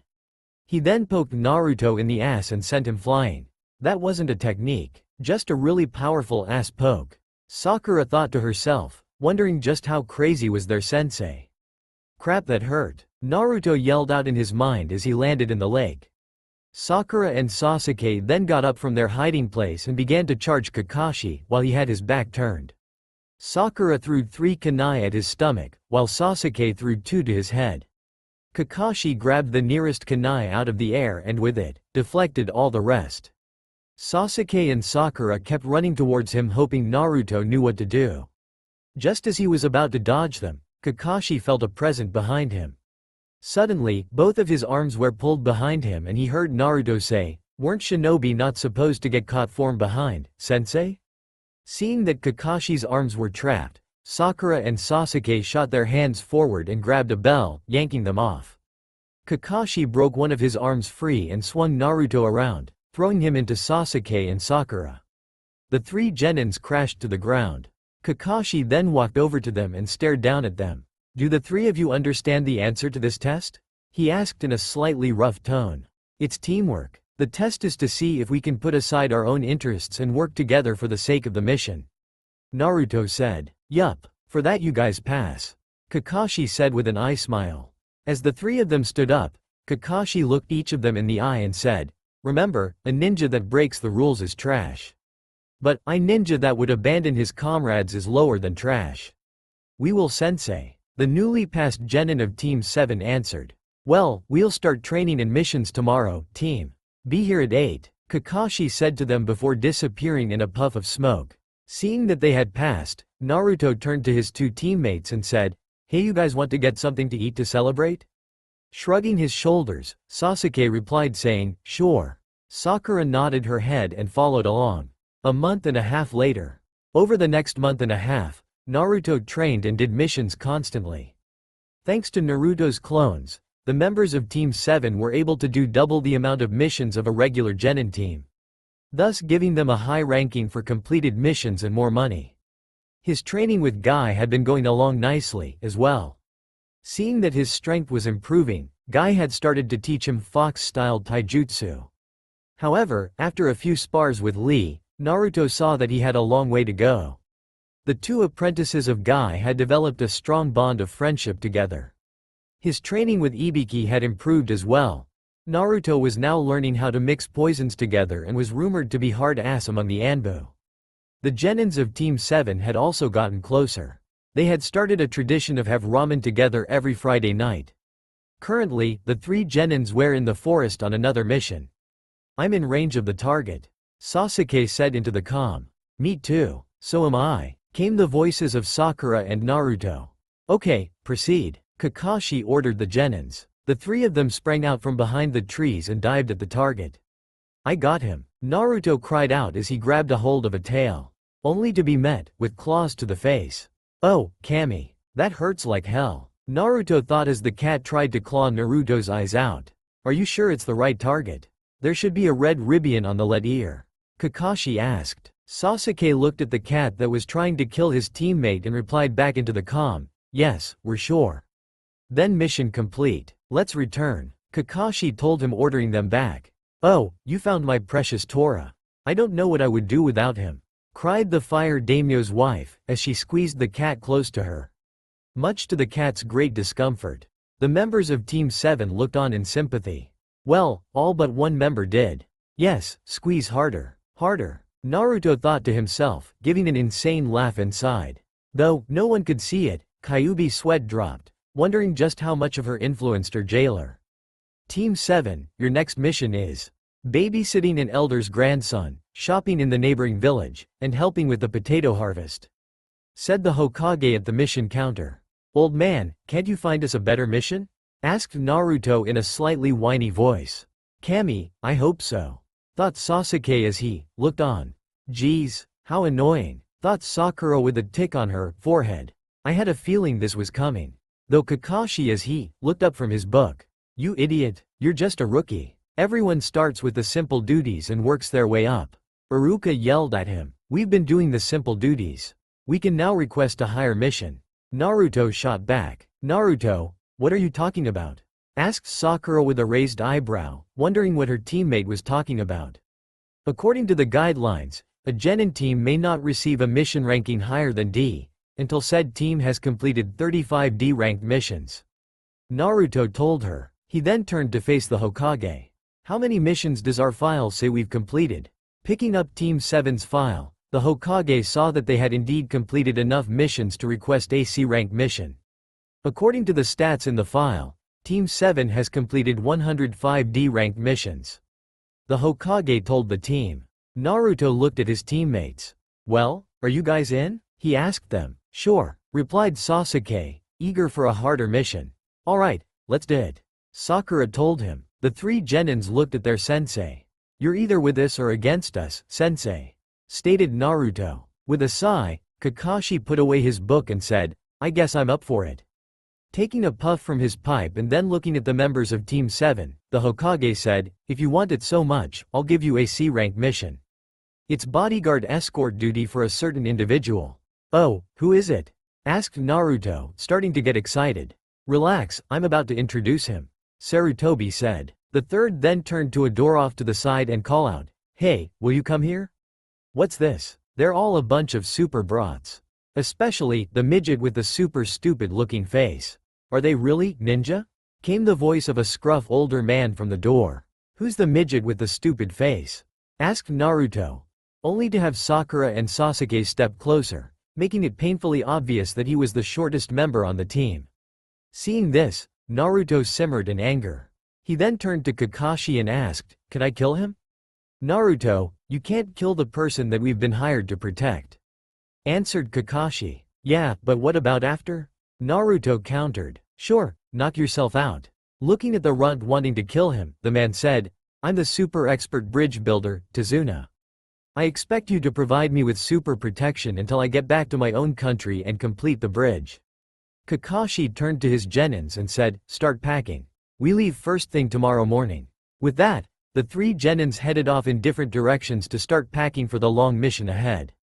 Sakura went to tell her mom and to rub the mission rank in Ino's face. Sasuke went to start packing and pay his respects at the cemetery. Kakashi headed for the memorial stone. Naruto went to inform Ibiki, Guy, Lee, and Tucci that he would be leaving for a long-term mission. Ibiki told him to keep reviewing what he had taught him. Guy said that once he returned, the flames of youth would guide him to the perfect weapon to go with his style. Lee told Naruto to keep getting stronger and that he looked forward to their next spar. Tucci cried upon hearing that his best customer would be gone. The next morning, Naruto, Sasuke, and Sakura stood at the north gate waiting for Kakashi and the client to arrive. The three looked down the street to see that Kakashi was walking towards them with Tsunade. Seeing the shocked faces of his students, Kakashi asked, "Is there something wrong?" "You're on time," mumbled out Sakura. "Crap," Kakashi thought to himself before saying, "Yes, I wanted to test you. I can't have you getting used to things." Turning to face the Junin, Tsunade asked, "Am I really safe with these brats?" "Well, I am a Junin, so no need to worry, sir." Having heard enough from their client, Naruto spoke in a hard voice saying, "Hey old man, don't mess with shinobi. We're incredible. One day, I'll take the elite title of Hokage. My name is Uzumaki, Naruto. Remember that name. Hokage is this village's #1 ninja, right? I doubt someone like you could do it," said Tsunade before taking a sip from his bottle. "Hey, I'm prepared to do anything to become Hokage. Once I do, you will acknowledge me," Naruto yelled at the older man. Looking the blonde idiot in the eye, Tsunade said, "No I won't, brat. Even if you become Hokage, you still won't be able to force me or anyone else that doesn't want to acknowledge you." Though he didn't say anything, what the old drunk said had deeply affected Naruto. After a few hours of walking, Sakura decided to ask a question. "Tsunade-san, you're from the Wave Country, right? What about it?" asked the old bridge builder. Sakura turned her head to her sensei and said, "Kakashi-sensei, do they have ninjas in that country?" "No, not in the Wave Country. But, in other countries the culture and customs may be different, but hidden villages exist, and so do ninjas," Kakashi explained to his student. As they walked, Kakashi explained to his students the different countries and the leaders that governed over the ninjas there. Mostly, talking about the 5 great nations. While their sensei talked, Naruto took in the sights. Having never been outside the village before, he was hoping to see stuff he'd never get to see in the village. Unfortunately, it was still all the same boring stuff. Same sky, same trees, same dusty road, and same puddle of water in the road. Naruto walked past the puddle, muttered to himself about how nothing looked different. A moment later he looked back up into the sky and realized something. "Oh, shit," thought Naruto, as he realized that there had been no rain. Therefore, there should have been no puddle in the road. At that moment, he heard the sound of a chain wrapping around Kakashi. "One down," the attackers said ominously before yanking on the shuriken chain and ripping Kakashi's body to pieces. "Sensei," Naruto yelled out with Sakura and Sasuke, before hearing, "2 down." Realizing that he was caught, Naruto did a quick substitution jutsu. As they ripped apart the log that Naruto had used, Sasuke leapt into the air and threw a shuriken at the chain. The shuriken hit the chain and was embedded into a tree, surprising the attackers. Before they could yank their chain free, Sasuke threw a kunai into the hole of the shuriken, making it stay connected to the tree. Sasuke then landed on their gauntlet-covered arms and rammed his feet into their faces. Recovering from the strikes to their faces, the attacking ninjas released the chain from their gauntlets and one rushed towards Sakura and Tsunade, while the other ran for Naruto. Reaching for his kunai, Naruto saw that his attacker was about to slash at him. Raising his free hand, Naruto was going to try and grab the gauntlet. However, he miscalculated and was scratched by the sharp claws of his attacker's gauntlet. The other one was almost within striking distance of Tsunade and Sakura, when suddenly he was clotheslined in the neck by an alive Kakashi. "Sensei is alive?" thought Sakura, glad that her teacher wasn't dead. What a show-off. thought Sasuke, peeved that he didn't get to fight anymore. Phew, we're safe, thought Tazuna with great relief. Kakashi-sensei, used Kawarimi, thought Naruto as he holstered his kunai, seeing as how his attacker had also been taken out by Kakashi. Kakashi looked at his students. Good work you guys. Naruto, their claws are soaked in poison. We have to remove it quickly. We need to open the wound and release the poisoned blood from your body. Don't move much or else the poison will spread, Kakashi said. Naruto looked down at his bloodied hand and grimace. Ibiki would not like this. Tazuna-san, I need to talk with you, said Kakashi as he looked over at their client. A quick moment later, the attackers were tied up against a nearby tree. These look like hidden mist chunins. These shinobis are known to continue fighting no matter what, said Kakashi. How did you read our movements? One of them asked. On a sunny day like today, when it hasn't rained in days, there isn't going to be a puddle, stated Kakashi. If you knew that, why did you let the brats fight? Asked Tazuna. If I had wanted to I could have killed them both instantly, but there was something I needed to find out first. Who they were after, Kakashi explained as he turned his face towards Tazuna. What do you mean? Asked the aged bridge builder, starting to sweat. Meaning, were they after you or one of us? We haven't heard that there are shinobi after you. Our mission was to simply protect you from gangs and thieves. This has now become at least a B-ranked mission. This was supposed to be simple protection, until you completed the bridge. If it was known that ninjas were after you, this mission would have been set to the more expensive B rank.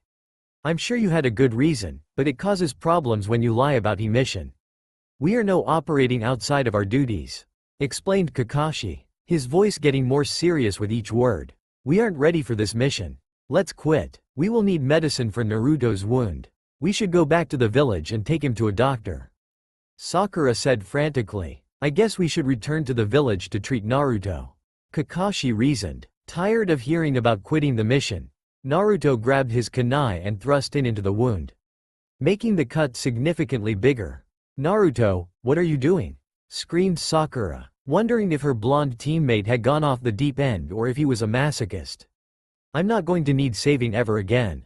I refuse to be afraid and run. I won't lose to anyone. I swear it by the pain in my left hand, Naruto pledged to himself. With this kunai, I'll protect the old man. We're continuing the mission. We promised to fulfill the mission and I keep my promises, Naruto said with a hard look in his eyes as he faced his team. Naruto, it's good that you are releasing the poison, but any more and you'll die from lack of blood, Kakashi said chipperly, giving him an eye smile. Oh, great. She teaches me what poisons do and how to make them, but does she bother to teach me what to do if I get poisoned? No, she doesn't. I'm going to smack Anko next time I see her, Naruto thought to himself. Examining Naruto's hand, Kakashi saw that the wound was already closed. Must be part of the fox's power, he thought to himself. Hitaki-san, I need to speak with you, said Tazuna from behind Kakashi. Oh, about what? The Junin asked, turning around. It's about the mission. You're right, this job is most likely outside of your duties. It turns out that a super dangerous man is after my life. Who? Kakashi asked, arching an eyebrow in curiosity. You've probably at least heard of his name before. The wealthy shipping magnate, Gato, Tazuna told Kakashi. Kakashi's eye visibly widened at this. He had heard of Gato. Gato? The Gato from the Gato company? That Gato? He's rumored to be one of the world's few extremely wealthy people. Officially, he runs a large shipping company. But, on the inside he sells drugs and other illegal items, using ninjas and gangs to take over businesses and small countries. It was about a year ago when he set his sights on Wave Country. Through money and violence, he quickly took control of the country's shipping industry. Gato now has a monopoly on all of the business traffic in the country. The only thing he has to fear now is the completion of the bridge, continued Tazuna. If you knew that ninjas could be after you, why did you hide that fact when you hired us? Kakashi asked the bridge builder. The Wave Country is super poor. Even the feudal lord has no money. Of course we don't have much money either, not enough for the expensive B-rank mission, Tazuna said with a sigh. Tazuna then told them that it was alright if they left. The worst that would happen was he would be killed and the country would be completely taken over. Kakashi gave in to the old man's speech and soon they were off again. Soon coming across a boat and rowing into Wave Country. Meanwhile, in a fortress in the middle of the forest, a short, brown-haired man in a fine silk suit was staring daggers at the tall, deadly man sitting before him next to an extremely large sword. "You failed? I paid you guys a lot of money because I heard you were strong former ninjas," the short man yelled. Faster than anyone could see, the tall man grabbed his sword and leveled it at the short man's neck. Just a hair's width from his Adam's apple. "Stop your bitching, Gatu. This time I'll go myself and with this head-slicing clever, kill them all." "Are you sure? It seems the old man has hired some skilled ninjas and with the failure of the Demon Brothers, they'll be better prepared." "Who do you think I am? There's a reason I'm called the Demon of the Hidden Mist, Momochi Zabuza," the man now known as Zabuza said. A few hours later the three genin were sitting around the table at Tsunade's house. After coming across the river, they had an encounter with the missing mist ninja known as Zabuza. Kakashi engaged the missing nin and for a while seemed to have the upper hand, until he got caught in a water prison. Luckily, thanks to his students, Kakashi was freed and beat Zabuza. Just as he was about to kill him, a few senbon needles came out of nowhere and struck the mist nin in the neck, killing him. From the trees, appeared a mist hunter nin and took Zabuza's body away. A moment later, Kakashi had passed out due to chakra exhaustion, thus causing the three genins to carry him to Tsunade's house. As they walked, Sasuke explained what the Sharingan was. "Are you alright, sensei?" asked Tsunade's daughter, Tsunami. "Yes, I'm fine. I just can't move for a week or so," replied Kakashi, who was lying on a futon. "So, who do you think that masked kid was?" asked Sakura to her teammates. "Well, by that mask, I'd say he's part of Hidden Mist's special Hunter Nin team. Hunter Nins are also known as body erasers. Their duty is to completely dispose of the body without a trace. A ninja's body has within it secrets of the village's ninjutsu, information on different chakra types, herbs, and other things that will reveal things about the village. A ninja's body can reveal important information. So, by disposing of the missing nins who have abandoned their village, the hunter nins protect the information from getting out. They are the specialists who guard their village's secrets. No sound, no smell. That is a ninja's end," Kakashi told her and the others. While Sakura found it creepy, Naruto and Sasuke didn't really care. Elsewhere, the masked hunter nin laid Zabuza's body down on the forest floor and began to move his hand towards the senbon needles in Zabuza's neck. Suddenly, Zabuza's hand shot up and grabbed his wrist. The missing nin opened his eyes and looked at the hunter nin. "I'll do it myself," Zabuza said with a slight growl. The swordsman reached for the senbon needles and yanked them out of his neck. "You'll really die if you keep pulling them out like that, Zabuza-sama," the hunter nin said. "How long are you going to keep wearing that stupid mask?" Zabuza asked, ignoring the hunter nin's statement. "It reminds me of the old days. Plus, it was useful for this act," the hunter nin said as he removed the mask, showing a rather beautiful face underneath. "If I hadn't saved you, you definitely would have been killed. If you were going to put me in a momentary death, you didn't have to use my neck. You could have aimed for a safer acupuncture point. You are annoying as always," Zabuza said as he adjusted the bandage mask to cover his neck.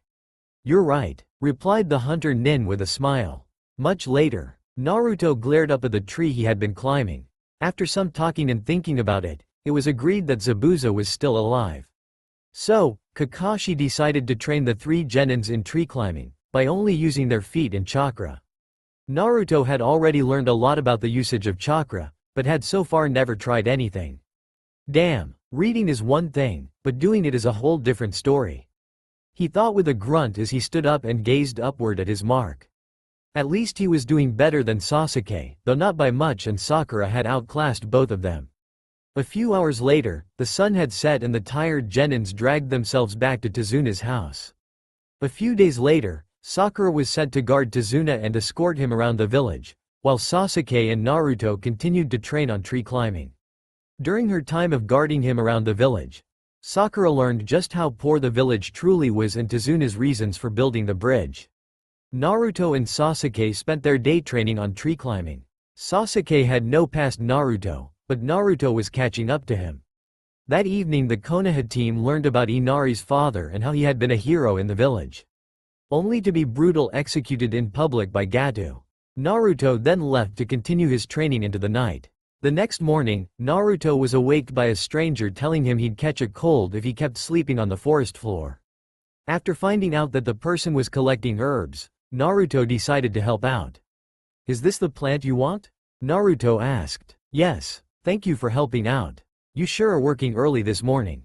"So are you. What are you doing here at this time of the morning?" "I'm training," Naruto told the herbalist. "I take it then, by that forehead protector, that you're a ninja?" "Yes, I am." "Wow, you're incredible. Why are you training?" "I want to get stronger." "You already look strong." "Thanks, but I want to get even stronger." "Why is that?" "So I can become the strongest ninja in my village and achieve my dream. And right now, I need to prove something to someone." Naruto replied with great conviction. "Is that for yourself or someone else?" Seeing Naruto's confused look, the herbalist gave a soft laugh. "What's so funny?" asked Naruto, wondering if he had missed something. "Nothing. But tell me, do you have an important person?" Naruto thought for a moment before the herbalist continued. When a person has something important to protect, that's when they can truly become strong. "Yeah, I understand that very well." The herbalist then stood up and looked Naruto in the eyes. "Then you will become strong. Let's meet again someday," the herbalist said, walking away. "Oh, and I'm a boy." Naruto looked on in shock. The entire time he thought the herbalist's hand been a woman. Damn, he's more in touch with his feminine side than Sakura. Sasuke soon came to join Naruto in the forest, and the two of them spent the entire day practicing tree climbing. By nightfall they had made it to the top, even though they both could barely move. However, over dinner, there was a blow-up with Inari yelling at Naruto, wanting to know why he tried so hard. Naruto told him that if he kept crying nothing ever would change. After that, Naruto left and Inari went outside. Kakashi eventually came outside and joined him. Kakashi explained how Naruto had an even harder life than Inari, but not once had he ever been seen crying. The next day, Kakashi, Sakura, and Sasuke escorted Tsunade to the bridge, while Naruto slept in due to overtraining. Eventually, they came to the bridge to find everyone had been attacked and mist was closing in around the bridge. A moment later, they were surrounded by 6 Zabuza water clones. With the command for Kakashi, Sasuke leapt into action and disposed of them. Meanwhile, Naruto had woken up to find that the team had left without him. Cursing himself for sleeping in, Naruto quickly got dressed and ran out the door. As he ran through the trees, Naruto heard an odd noise. When he went to investigate, he saw that a boar had been killed with several sword slashes to its body. He looked around and saw that several cuts were also on the trees. They all seemed to lead back to Tsunade's house. Feeling that something was wrong, Naruto rushed back to the house to check on Tsunade and Inari. He arrived just in time to see Inari charge at 2 samurai thugs, to stop them from taking his mother. Just as they were about to kill him, Naruto used Kawarimi and saved Inari and Tsunade. Naruto then distracted the thugs and quickly took them out with his clones, knocking them out from behind, thus showing Inari that heroes truly existed. He then apologized to the younger boy and told Inari that he had become strong. Naruto then told him it was okay to cry if you were happy. Making sure Inari could handle things there, Naruto ran off once again, heading for the bridge. Back on the bridge, Sasuke had engaged the fake hunter nin known as Haku in battle. For a while, they were on even ground. Sasuke was able to match him blow for blow. Then without warning, Haku began to do one-handed seals, something the Leaf team had never seen before. Sasuke dodged the attack and once more engaged him in hand-to-hand combat, but this time Sasuke landed a hit on him. This caused Haku to use his special jutsu, demonic ice mirrors. Sasuke was now trapped in a prison of ice mirrors. Shocking everyone, Haku stepped into the ice and began to appear on all of the ice mirrors. Kakashi ran over to help, but was stopped by Zabuza. The missing nin told him that he was to be Kakashi's opponent. Seconds later, Sasuke began to yell in pain as hundreds of senbon needles started to starch him, causing cuts, and a few of them piercing him. Sakura threw a kunai in between the mirrors to hopefully give Sasuke a weapon to defend himself. Unfortunately, it was blocked by Haku. What no one expected though was for Haku to be knocked out of the mirror when his mask was hit by a shuriken. Everyone looked over to see that Naruto Uzumaki had arrived. Sasuke thought that with Naruto on the outside and him on the inside of the mirrors, he stood a better chance of finding a way around the ice. However, he should have known his knuckle-headed teammate better, cause a moment later Naruto was inside the ice mirrors with him. After trying to melt it with a fire jutsu and smash all of the mirrors with Kage Bunshin, Kakashi realized why none of his students' attacks were working. Haku had a bloodline limit. Haku asked for Naruto and Sasuke not to hate him, but he had to protect his dream. Even if it meant killing his heart and killing them. Kakashi knew that his students didn't have it in them to kill and realized that he would have to finish their battle. But first he had to get past Zabuza. So, Kakashi lifted up his forehead protector revealing his Sharingan. Seeing the Sharingan revealed, Zabuza summoned a large amount of mist. Knowing that the flaw of the Sharingan was that you had to be able to see the opponent to use it properly. For the first moment, Kakashi thought that with the mist so thick that Zabuza wouldn't be able to see him. He was surprised to see the missing nin appear behind him, with his eyes closed. Zabuza reminded Kakashi that he was an expert in silent killing and could attack his target by sound only. He then realized that Zabuza was going after Tsunade and ran as fast as he could to intercept him, just as the missing nin swung his blade at the old man. Back in the ice prison, things weren't going well for Naruto and Sasuke. Both of them had needles everywhere, but for some reason Sasuke's vision was becoming clearer and had even been able to dodge a few attacks. Once again Haku threw his needles at them. Sasuke jumped out of the way, pushing Naruto and himself away from the attack. As he stood up, Haku saw that Sasuke had awakened his Sharingan. Seeing that it was time to end this fight, Haku aimed to take out Naruto instead of Sasuke. Seeing that the masked nin was going for Naruto, Sasuke jumped in front of Naruto. With a groan of pain, Naruto got to his knees. He had been starting to do more intense training with Guy and Lee, but he had never been in a fight like this. Every bone in his body ached and screamed in agony. This made it clearer to him than ever before, he did have a long way to go. He looked over his shoulder to see the masked nin on the ground and Sasuke in front of him. As his eyes traveled upwards, he took more notice of Sasuke's wounds. Especially, the 6 needles sticking out of his neck. "What's with that face? Dobi?" Sasuke asked in a rasping breath. "Why? I never asked for your help, Teme." Naruto shouted out, not wanting to accept what was in front of him. "I don't know, my body just moved on its own." No longer able to stand, Sasuke's body fell back. "That man, my brother, I promised myself I wouldn't die until I killed him." Sasuke rasped out in Naruto's arms, closing his eyes as his final breath left his body. Naruto continued to stare at Sasuke's face, as if expecting him to wake up. He never noticed Haku standing up, but did hear the masked nin's words. "He landed a blow on me and without flinching, died to protect you." To protect a precious person. Knowing I was a trap, he was still able to jump in. He is a shinobi that deserves respect. "Is this your first death of a friend? This is the way of the shinobi." Haku spoke as he stepped back into his mirror. "Shut up," Naruto growled out. He was tired of talking, tired of being weak, and tired of not being able to do anything. It was time to show the world. Naruto raised up his head at the masked nin, showing the vast changes he had gone through. Gone were the thin wicker marks, they were now more defined. His nails had sharpened into claws. His hair was slightly darker and more feral. The greatest changes were in his eyes. Gone were the once shimmering blue orbs of hope. In their place were 2 bright red, slit pupilled eyes. With them came a tsunami of rage. "I'll kill you," Naruto yelled out in rage. For the first time in so many years, Haku felt something he thought he'd never feel again. Fear. Bright red chakras swirled around Naruto's body, cutting into the concrete of the bridge. The needles in his body shot out as the cuts on his body healed. The chakra began to take shape above Naruto's head, in the form of a giant fox head.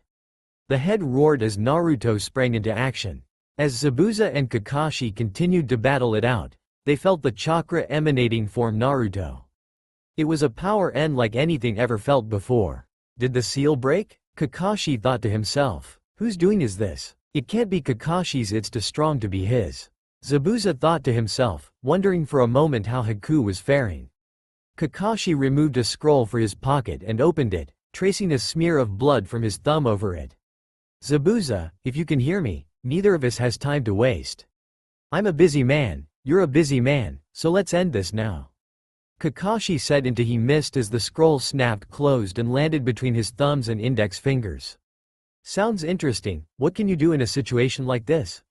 Show me, Kakashi, spoke Zabuza's voice from somewhere in the mist. Things were looking bleak for Haku. The boy had deflected his needles with only chakra. As he tried to attack from above, he had dodged out of the way and grabbed him before he could get back to a mirror. Then, with one mighty swing had punched him through his mirror.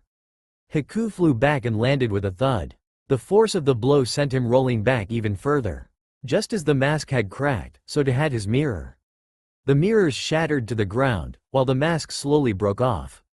He saw the boy charging at him, and as the final piece broke off, Haku knew he had failed to protect his precious person. It was the end for him. Haku waited for Naruto to strike him down, but it didn't happen.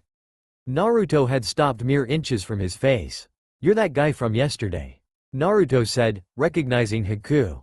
"Why did you stop? I killed your precious friend, yet you can't kill me?" Naruto looked back at Sasuke's body. "Damn it," Naruto yelled out as he struck Haku. The force of the blow knocked him back, but wasn't enough to kill him.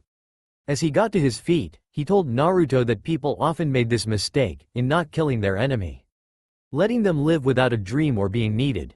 Letting them feel the pain of living. He told Naruto that by beating him, he has taken his reason for living. As Zabuza had no need for a weak shinobi. Naruto couldn't understand how someone like Zabuza could be important to him. Haku then began to explain about his birth and how because of his and his mother's bloodline, his father had killed his mother and tried to kill him. Haku explained about the country of Mist's civil wars and how because of those wars people with bloodline were feared and hunted down. Revealing that you had a bloodline meant death. After killing his father in self-defense, he realized that he was an unwanted person. Naruto was seeing the boy's point as he spoke. Haku asked Naruto about his dream. How if one person acknowledged him, wouldn't that person become his precious person? Naruto thought about Iruka, the first person to acknowledge him. Haku told him how Zabuza took him in, knowing about the bloodline, and acknowledged him. He was happy to be wanted. Zabuza needed him to be his weapon and he was. Haku looked Naruto in the eyes and said, "Naruto-kun, please kill me." After slamming the scroll onto the ground, Kakashi has summoned his nin dogs to attack from underground. As Zabuza had his eyes closed, he didn't see the attack until it was too late. Now, he was being held in place as the mist slowly started to disappear. Kakashi explained his reasons for letting Zabuza land his attacks on him. How thanks to his blood-soaked weapons, Kakashi's nin dogs could find him. Zabuza watched as Kakashi did a few hand seals and summoned chakra into his right hand. Kakashi told him how his ambition was dangerous. Zabuza argued that he was fighting for his ideals. Seeing that Zabuza was refusing to surrender, Kakashi began to charge. Naruto looked at Haku, not understanding his request. "Why are you hesitating?" Haku asked. "I don't understand. Is being strong the only reason for you to be alive? Something other than fighting, you could have been acknowledged for something else. The day I met you in the forest, I thought you were like me. You should be able to understand. I'm sorry that you have to stain your hands. Is this the only way?" "Yes," Haku answered in a soft voice. Naruto unsheathed the kunai from his side holster and held it in a striking position. "Please, fulfill your own dreams. If we had met under different circumstances, we might have been friends," Naruto said as he readied himself. "Thank you," Haku said as Naruto started to run at him. Haku knew that Naruto would one day be a strong ninja, but what this would mean he would never see. Just as Naruto was about to strike him, Haku sensed something. He sensed a massive amount of chakra rushing at Zabuza. Thinking quickly, he grabbed Naruto's arm, blocking the attack. "Sorry, Naruto-kun, but I can't die yet," Haku told the surprised boy and rapidly went through hand seals. A fraction of a second later, Haku was gone. Kakashi thrust his head forward aiming right at Zabuza's stomach. The lightening chakra of his attack burnt through the flesh. The nin dogs poofed out of existence, their summoning time over.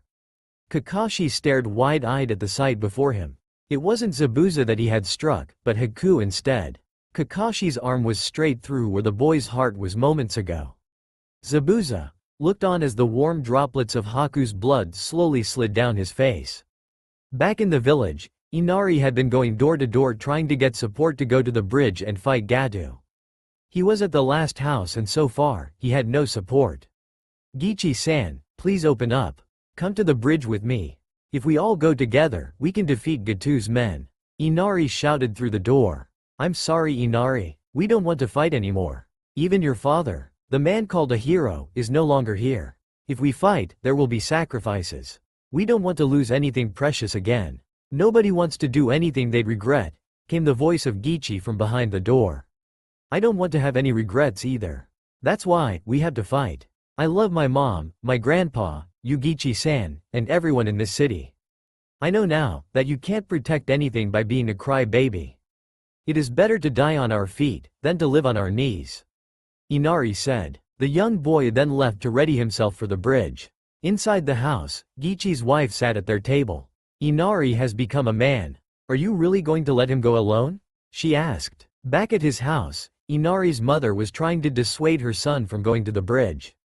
Inari told her that even though he was a child, he knew what it meant to fight. Seeing some figures in the distance from the clearing mist, Naruto ran towards them.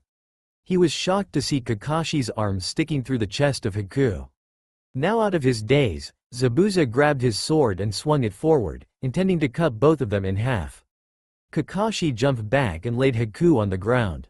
Naruto was angry at what Zabuza had tried to do. Even after how much Haku cared for him, Zabuza was just going to cut through him. Kakashi ordered Naruto to stand his ground, it wasn't his fight. Seeing Naruto, Sakura called out to him. She asked where was Sasuke and upon seeing the pained look on his face, knew something had happened. Zabuza charged at Kakashi, but was stopped by a hard kick to the gut. Sakura wanted to go and see what had happened to Sasuke, but refused to leave Tazuna. The old bridge builder offered to go with her, so she wouldn't be breaking her orders. Soon she was standing above the cold body of her beloved. Sakura just stared down at Sasuke's cold body, not wanting to believe the sight before her eyes. Upon hearing Tazuna saying it was fine to cry, Sakura explained how she had memorized the 100 shinobi sayings and that one of the sayings was to always keep emotions on the inside. Unable to stop herself, Sakura began to cry. Tazuna stared down in pity. This was no way for someone to live. The battle between Zabuza and Kakashi raged on. Zabuza's left arm was paralyzed, so he was using his right hand to swing his sword. As he rushed at Kakashi, he was slugged hard in the face. Zabuza swung his blade only to have Kakashi appear behind him. Kakashi stabbed Zabuza's right arm as he ducked a backswing from the blade. Now, both of his arms were useless. A voice from the other side of the bridge drew their attention. They all looked over to see a short man in a business suit with a small army of thugs. It seemed Gatu had arrived. Gatu reviled how he was planning to kill Zabuza. Seeing that he had been betrayed, there was no longer a reason to fight or kill the bridge builder. As they were talking, Gatu walked forward and proceeded to kick the dead body of Haku for his broken arm. Naruto was pissed at the sight. What are you doing, you bastard? Naruto shouted out. He then charged at Gatu, only to be stopped by his sensei. Say something, weren't you friends? Naruto shouted at Zabuza. Shut up kid, Haku is already dead. Don't you feel anything at all? Weren't the two of you always together? As I was used by Gatu, I used Haku. That's all it was. In the world of shinobi there are only those who use, and those who are used. We shinobi are simply tools. What I wanted was his blood, not him. I have no regrets. Do you really mean that? Naruto asked as his sensei tried to stop him. Stop Naruto. We aren't fighting him anymore. Kakashi said. I don't care. He's still my enemy. Naruto replied. Naruto then pointed a finger at Haku's dead body and said, he really loved you. You were his precious person. He loved you that much. Do you really feel nothing? Do you really not feel anything at all? If I become as strong as you, will I become like you? He threw away his life for you. Without his own dream, to die as a tool. Brat, don't you dare say another word. Zabuza said as he slowly turned to face Naruto, a small tear dripping down the side of his face. It pained him to have to fight you. Haku fought not only for me, but for you as well. He was too kind. I'm glad I got to face you in the end. Yeah, kid, you may be right. A shinobi is still a human. We may not be able to become emotionless tools.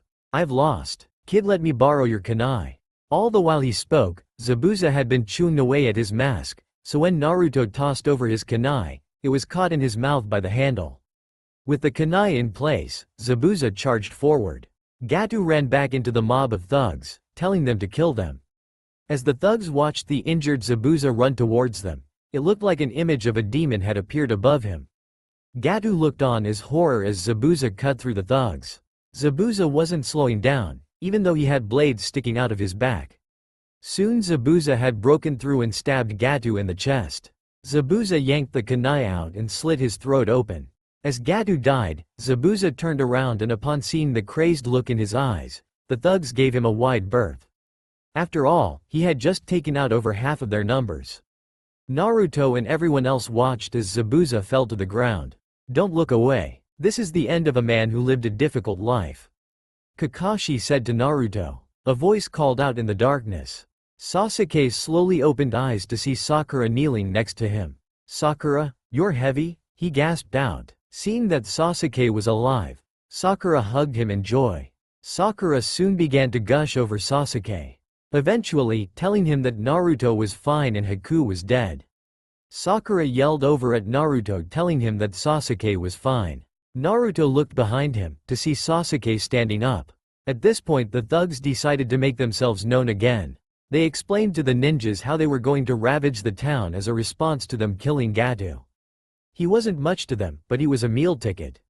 As they ran forward in mass, a single arrow came down from the sky.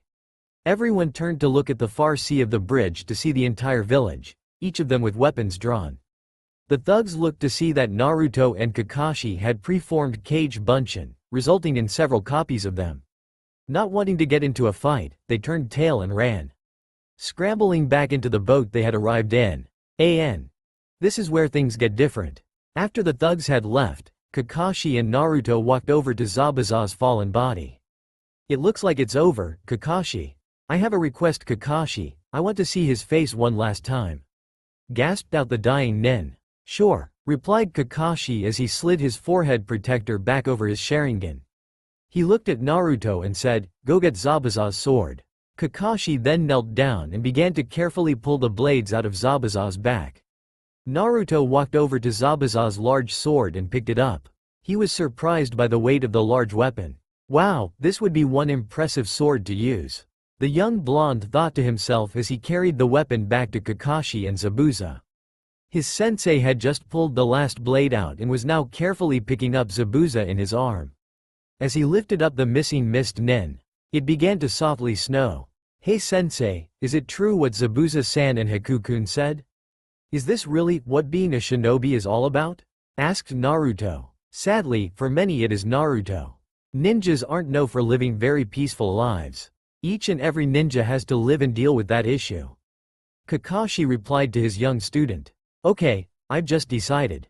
I'm going to be a ninja in my own way and change what it means to be one. Naruto said confidently. Kakashi gave Naruto an upside-down eye smile.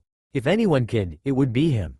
Kakashi carefully knelt down and laid Zabuza's dying body next to Haku.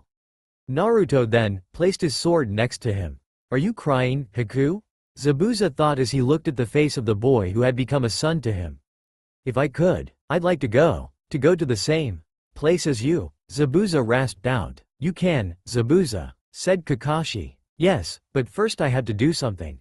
Zabuza turned his head to Kakashi and Naruto, staring up at them from his position on the ground. Here brat, take my sword, he said to Naruto. Why? Asked Naruto as he walked over. You said you planned to change the meaning of what it means to be a ninja.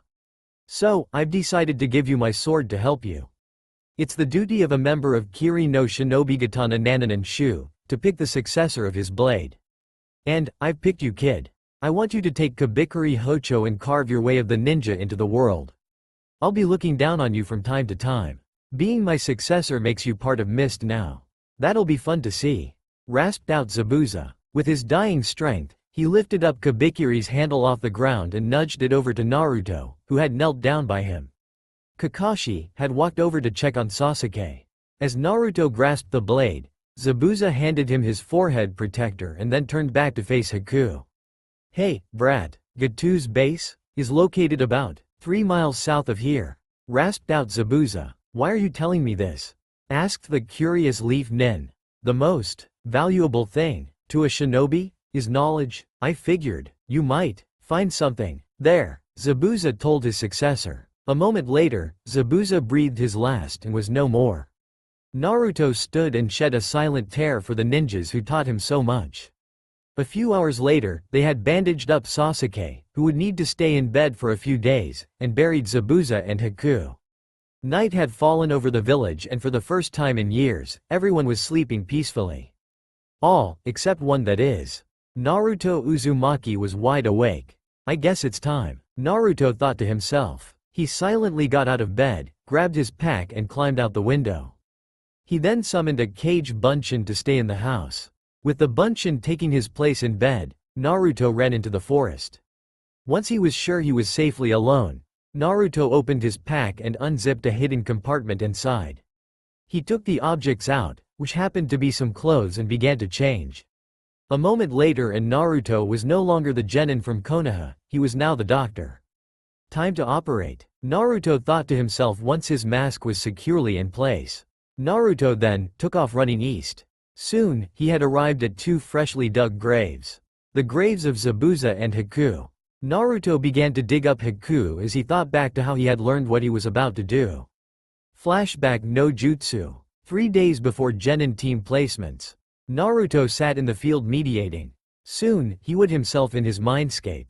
I guess Kyuubi wants to talk. He thought as he walked towards the demon's room. It's good to see that you've started to get stronger, brat, said the fox as Naruto stepped in. I'm rather impressed by your torture codename, the doctor. So, I've decided to teach you a very special ability to go with it. Oh, what? Asked Naruto, wondering what the fox could teach him to go with his codename. Tell me, have you ever heard of Kekkei Genkai? Asked Kyuubi to her host. Naruto shook his head at this. A Kekkei Genkai is what's known as a bloodline limit. They are abilities passed down from parent to child. These abilities are stored in the DNA of the person's body. The DNA is located in the cells of a person's body, and the body is completely made up of cells. Everything from your hair to your blood is made up of cells. Therefore, it all holds the DNA. What you will need to do, separate the part of the DNA that has the bloodline from the rest and then inject it into yourself. The ability I'm going to teach you will help with that, explained the fox. So, for the rest of the day, Naruto learned how to take bloodlines. End flashback. Naruto now had Haku's body unearthed and slightly unwrapped. He opened his jacket and took out a syringe and a small bottle. Naruto then stuck the needle of the syringe into Haku's body and began to take out blood. Once the syringe was full, he pulled it out and with great focus, Naruto made a bowl with his chakra. He poured the blood into the bowl and then began to focus hard. Naruto chakra turned green. Soon, a separate smaller and darker liquid formed apart from the blood. Naruto poured this into the bottle and proceeded to do the same thing over and over again several more times. After several sticks with the needle into Haku's body, the bottle was full. Naruto discarded the needle and carefully reburied Haku. He then took out a second syringe with a much larger barrel and placed the needle into the DNA. Naruto pulled up on the plunger, forcing the DNA into the barrel. Once it was all in, Naruto quickly discarded the bottle. He then looked at the syringe that was about to change his life. Naruto sat down on the ground and rolled up his right pants leg. Here goes nothing, he thought to himself as he stabbed himself in the calf with the needle. Naruto pushed down of the plunger, forcing the DNA into his body. Hey, that wasn't so bad, he thought as the last of the DNA had gone in and he was pulling the needle out. It was at that moment that a blinding pain took a hold of him, starting at his calf and working its way to the rest of his body. Shit, this hurts, Naruto screamed inside his head, but he dare not open his mouth outside, for fear of being discovered. After several agonizing minutes of pain, it was all gone. He felt perfectly fine. Is it over? He asked himself. Yes, you have the Mist Nin's bloodline, came the voice of Kyuubi from within him. Are you sure? I don't feel any different, Naruto asked the fox. Yes, you didn't go through all of that pain for nothing. Though it may take you a while to learn to use this Kekkei Genkai to its fullest, as you don't have anyone to teach you about it. The fox replied. Naruto saw the nine tails point. According to Haku, he was the last one with this bloodline, so there was no one to teach him how to use it. Naruto stood up and discarded the syringe. He then stretched his legs and arms for a moment, before running off south as fast as he could. After about half an hour of running, Naruto had arrived at what he assumed was Gatu's base. He hid up in the trees to take a look around. Within a few minutes, he could tell that there were still some low-level ninjas around on the bottom floor, but there didn't seem to be any on the upper levels. Luckily, for Naruto there was an open window, so he wouldn't have to worry about making too much noise with unlocking one. After climbing through the window, Naruto took a look around the room and saw that it was rather barren. Just a large bed, a few chairs, and a desk with a scroll on it. Since he was looking for anything of value, Naruto decided to take a look at the scroll. After all, Gatu was dead, so this stuff was of no use to him anymore. Opening the scroll, Naruto was surprised to see that it was a scroll of instructions on how to weld kabikari. So, I guess this would have been Zabuza's room, Naruto thought to himself, as he placed the scroll in the pocket of his jacket. Naruto then left the room and looked around the others. In most of the rooms, he didn't find anything interesting. Just some kunai, exploding tags, and a few jutsu scrolls. One of them was called, Juryoku Seal Technique.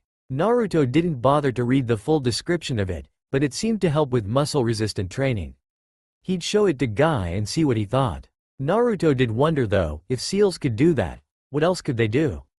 Soon, he was at the last door and opened it. He was surprised to see someone in the room. By the look of it, it had to be Gatu's office. It seemed that one of the renegade ninjas from Zabuza's group had decided to raid the office. He had opened the vault behind the desk and was reading the papers from a file. About this time the door had creaked, causing the ninja to look up at Naruto. Shit, the shinobi and Naruto thought at the same time. As Naruto reached for his kunai, he was surprised to see a small blink of light in front of the missed shinobi. From the light came two kunai. The shinobi grabbed them and threw them at Naruto. Seeing the oncoming weapons, Naruto quickly threw his own and knocked the ninja's kunai out of the air. What the ninja hadn't expected was a third kunai. So, he was deeply shocked when he felt the steel of a sharpened kunai rip through the side of his neck. With the massive amounts of blood he was losing from the cut, he was soon dead. Naruto hadn't wanted to kill, but no one could know he was here.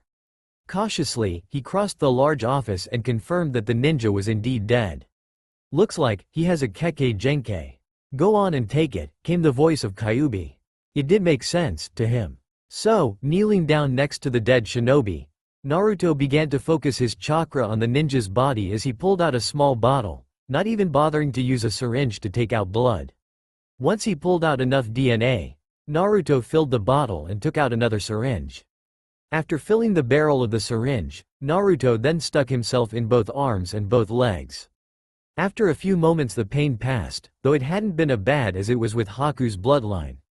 Interesting, it seems this shinobi had two bloodlines. One of them was that blinking you saw. Apparently, it allows the user to place an infinite number of items in a pocket space and call forth any item from anywhere. Came Kyuubi's voice after the merging was done. Quick question, what's a pocket dimension? Asked Naruto to his demon. A pocket dimension is a space of reality that exists, but does not. No time passes there. Try sending one of your kunai there. Just think of the kunai floating in a void. Kyuubi said. Following the demon's advice, Naruto took out a kunai and began to focus. A moment later, there was a blink and the kunai was gone. Naruto blinked in surprise and focused again. This time, calling the kunai back with another blink. This could be a lot of fun. He thought to himself. Hey Kyuubi, what's the other bloodline? Naruto asked the fox, wondering what else he had gotten from the ninja.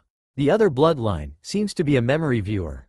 Stated Kyuubi. What do you mean? Summon some chakra into your hand, while thinking about a memory.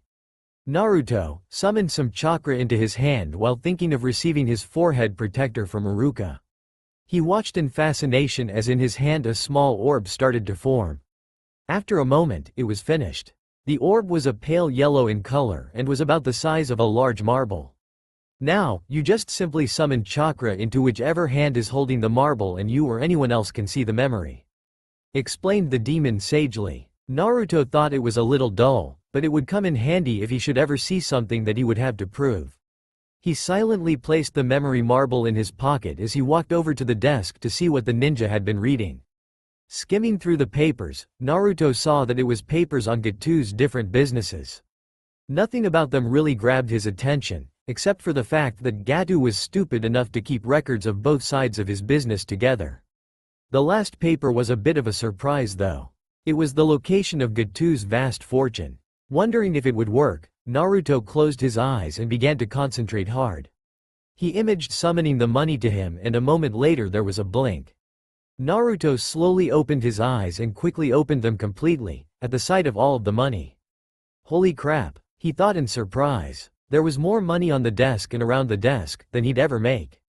Well, it won't do Gatu any good, so. Naruto thought as he blinked the money to his void.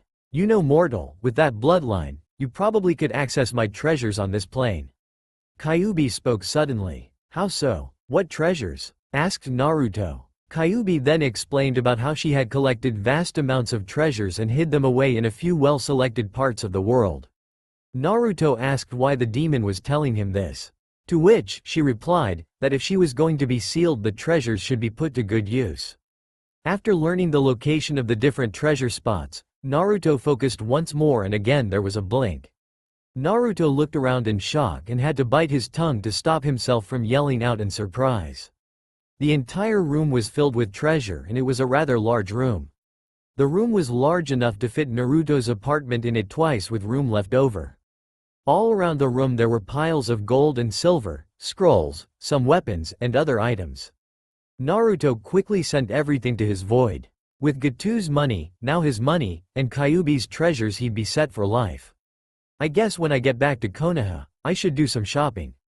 Naruto thought to himself. Naruto then left the room and began to head back to Zabuza's room to make his escape from Gatu's fortress. He was able to get to the room and out of the fortress without being detected. However, he was unprepared for the explosion that had gone off when he landed on a branch. Naruto rolled as he crashed down on the forest floor. He sprang up immediately, holding a kunai in each hand, and he looked around on guard. Cage Bunshin. Naruto yelled out, summoning 7 clones. Up from above 2 figures dropped down. Naruto and his clones were cautious as they stepped closer. As they stepped into the moonlight, Naruto could see that they were both male and shinobi of Iwagakure. The shorter of the 2 men, and by the looks of it, the older of the 2, had bright red hair and was wearing a large brown-colored headpiece with 3 crown-like ridges. On the headpiece was his forehead protector, and over his cheeks and the bridge of his nose was a piece of black armor. He was wearing a light purple outfit with brown armor. The taller of the 2 Iwa nins was a completely different story. He was indeed tall, easily the tallest person Naruto had ever seen. The Iwa nin looked to be a head taller than Guy and was covered in bright red steam armor. He even had a furnace on his back that was emitting steam. Well, seems like we got lucky, Roshi-senpai? Said the taller of the 2, glancing at his shorter partner. It does, Han-san, replied the older shinobi. The taller one, now known as Han, looked back at Naruto and said, "Alright, punk. Tell us where your boss is and we won't kill you." "What boss? Who the fuck are you?" Naruto shouted back. "I am Roshi the Jinchuriki of Yanbi, and this is Han the Jinchuriki of Gobi," replied Roshi. "Brothers?" asked Naruto, surprised at seeing other Jinchurikis. "Actually, no," started Roshi, before Naruto cut him off. "No, I mean, brothers, as in, you are also Jinchurikis too?" said Naruto. "Yes, I take it from how you asked that question, that you are one as well," asked Roshi. "Yes, I am Naruto Uzumaki, Jinchuriki of Kyuubi," Naruto replied. This caused both of the Iwa nin's eyes to widen in shock. "That's impossible. The Kyuubi was killed by the 4th Hokage of Konoha," stated Han, in disbelief. "No, it's true. Kyuubi is sealed inside of me. Watch," said Naruto. He began to carefully focus his chakra, and soon he had Kyuubi's red chakra flowing around him. The chakra then molded together above him and formed the head of a vicious-looking fox. Han and Roshi looked on in surprise as the masked nin known as Naruto called forth the demonic chakra of Kyuubi. Deep inside themselves they felt their demons shudder of fear. This kid had to be the real deal. He then suddenly cancelled his flow of chakra. "Since we are all the same, there shouldn't be any reason for us to fight. After all, Jinchurikis should look out after each other, as no one else will." Now, what are you here to do, brothers, and how may I help you? Naruto said sagely. Seeing the young nin's logic, Roshi replied saying, we were hired to kill Gato. Our employer said he was last seen in this area. Gato was in this area. However, he was killed earlier today. If you travel about 3 miles north of here, you will come across a large incomplete bridge. At the end of the bridge, that has yet to be finished, is where his body was tossed into the river. If you need to retrieve the body, I suggest you avoid the town and summoning chakra. Explained Naruto. Why should we avoid the town? Asked Han. The legendary Kakashi is in the town on a mission. And it would be best if there was no confrontation. As I'm not supposed to be here. Naruto told them. Naruto then escorted them to the bridge where Gato had been killed by Zabuza. Once there, Han jumped into the river and a moment later resurfaced was Gato's headless body and slung over his right shoulder and his head in Han's left hand. Roshi then wrapped up the body and sealed it. Both of them thanked Naruto and then headed off to turn in a successful kill. Wow, apparently, Gato is doing people better being dead than he was being alive.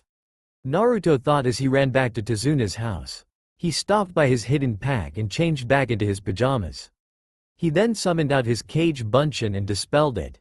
Very quietly Naruto snuck back in and laid down on the futon.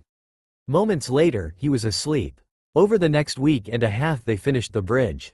The work went by fast, with the help of Naruto's massive clone army. During that time, Sasuke also healed. All too soon, it was time for Team 7 to leave. With tearful goodbyes from Inari and Naruto, the Konoha team headed home. You know, we have still yet to name the bridge, said Tsunami to her father. The aged bridge builder stroked his bearded chin thoughtfully. I think I've got the perfect name for it. Tazuna said. What is it, Grandpa? Asked Inari as he looked up into his grandfather's eyes. How about the Great Naruto Bridge? That's a super good name, Grandpa, replied Inari. Konoha. A couple of days later. Team 7 was tired after 2 days of intense traveling, but they were glad to be home. Kakashi sent them to their respective homes to dump their travel packs, before meeting up at the Hokage Tower to give their report. 15 minutes later, Team 7 stood in the Hokage's office giving their report of the mission to Wave. And then, we returned home, sir. Kakashi said in conclusion as he finished giving a 30-minute report to the third. I see. Well, given the circumstances you will be marked as having completed an A and C ranked mission and will be paid as such. You are dismissed, replied Hiruzen Sarutobi. Team 7 politely bowed and proceeded to make their way out of the office as the Hokage called out. Naruto-kun, could you stay a moment? Wondering what the old man would have to say to him, Naruto hung back and waited for Kakashi to close the door, before saying, What's up, old man? Oh, nothing much. Some paperwork here and there, a few surprise attacks by Konohamaru. Nothing out of the ordinary for me. However, there is a bit of news for you, replied the Hokage. Naruto cocked his head to the side, wondering what Hokage had to say. It seems that while you were away, your landlord passed away. The man had no living relatives, so in his will he put that everything would go to his tenants. As you are the only tenant in the apartment complex, everything goes to you. Here is a list of what you gained from him, the Hokage told him. The third then handed Naruto a folder. Naruto nodded his head and walked out. He wasn't sure what to think about this. He had hated the man that had been his landlord these past 9 years. The man had been old and bitter. Naruto wondered if he was bitter because of who he was or if he just was that way. The man had been mean to everyone. Naruto decided to take a look at the file in the comfort of his apartment. Well, apartment complex, now. Once in his apartment, Naruto opened the folder as he sat down at the table. Let's see what I got here, he thought as he looked at the list. 1 apartment complex. The abandoned lot and condemned buildings across the street form said apartment complex. 969,000 ryu. Naruto was surprised at getting the lot across the street and the money. The lot had been an eyesore of years, even before the attack 13 years ago. He also had no idea the man had a good amount of money saved up. But then again, the landlord had hated spending money. What the hell am I going to do? Thought Naruto as he banged his head on the table. Well, if you'd stop killing the last of your brain cells, insect. I could make a suggestion. Came the disgruntled voice of Kyuubi from within. What's the suggestion? With the money you have gained and the land you now own, why not make it work for you? And how would I do that? You would go to the library and check out books on remodeling, repairing buildings, electric wiring, landscaping, and business management. Then, fix up this hotel and get it looking brand new, give it a good name and reopen it. You'd demolish the buildings across the street and build new ones to open new businesses. I also recommend that you learn the trade of the businesses you plan to open. If you want to get more respect from the village, try being in the business world of things. Explained the demon. That could take a while.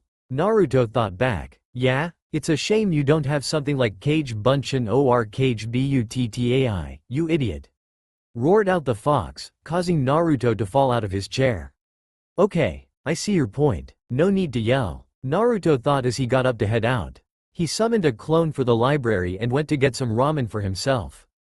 Later, when he returned home after a filling lunch of ramen, Naruto flipped through the books that the clone had dropped off. After looking through them for a moment, Naruto created 100 copies of each of the 6 books and then 600 clones. When he handed the last book to the last clone, Naruto himself headed for the Konoha Building Commission's office to get a building permit. While there, he was given the cold shoulder, but a quick flash of some money and he left the office with his permit. On the walk home, Naruto thought on how to remodel the apartment complex and what to name it. Naruto wanted it to be shinobi-friendly. He decided that the first 2 floors would be single bed units. The next 2 floors would be 2 bed units, and the last 2 floors would be 3 bed units. After all, ninjas have families. On the roof, he'd build a pool for the residents. After drawing up the plans and sending a few clones under Henge to see the price listings of other apartment complexes, Naruto went out and ordered enough appliances and furniture for the apartments. When he returned, he had the clones stop reading and started to tear up the old carpet, rip the peeling wallpaper off. They then gathered up the garbage and took it to the dump. Naruto then returned home and dispelled the clones.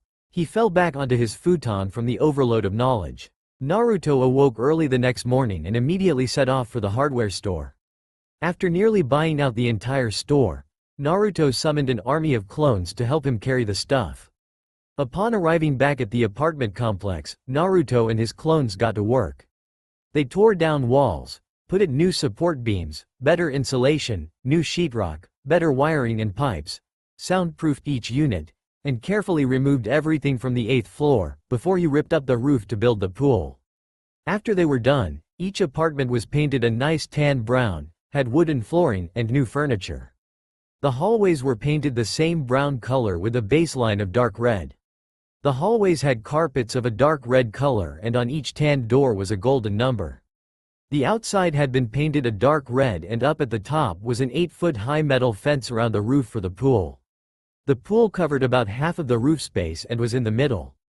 Seeing that everything had worked out well, Naruto hung the sign, bearing the new name, above the main entrance. It read, Maelstrom Apartments. Knowing the building wouldn't be livable until the smell of the paint left, Naruto headed to the forest for the night. Naruto wanted to get a good night's sleep as he would be rejoining Guy and Lee in the morning. After finding a good place to sleep, Naruto dispelled his clones and fell asleep. Naruto woke up the next morning to feel something fuzzy around him. He opened his eyes as he sat up and looked around him. During the night, a group of 6 foxes had decided to make him home. I guess they think I'm a fox, Naruto thought to himself. Seeing that his movements had disturbed the foxes and they were now looking at him, Naruto batted his hand at them. Shoo, he said as he didn't want them to get hurt. Foxes weren't well liked in Konoha. He then got up and headed to the apartment complex to check on everything. After seeing that everything was alright and sending a clone out to print up some flyers and post them around town, Naruto grabbed the scroll he had found and headed for Training Ground 12 to meet up with Guy and Lee. Guy-sensei, Lee-kun, I'm back, Naruto called out as he caught sight of the 2 green spandex-wearing doe. Ah, Naruto-kun, good to see your flames of youth have returned. How was your mission? Said Guy as he turned to face the blonde-haired genin. It's great to see you again, Naruto-kun. Greeted Lee. Thanks Lee, you too. My mission went well, Guy-sensei. In fact, I even found this. Do you think it will help us? Said Naruto as he handed the scroll to Guy. Guy looked over the scroll for a moment, before his eyes widened in shock. Naruto-kun, do you know what this is? A scroll with an interesting jutsu that I bought really cheap while on my mission? He answered, well, yes, but that's not all. This happens to be the very rare Juryoku seal technique. With this, we can improve a fighter's strength without having to use weights. We would only need to change the seal. It's great that you found this, Naruto-kun, as I was planning on assigning you some weights when you got back. However, you'd have full body weights, so you'd be somewhat bulky. With this, I won't have to. Guy explained. Oh, cool. So, can we do it now? Naruto asked excitedly. Sure. Naruto, take off your shirt and I want both of you to roll up your pants.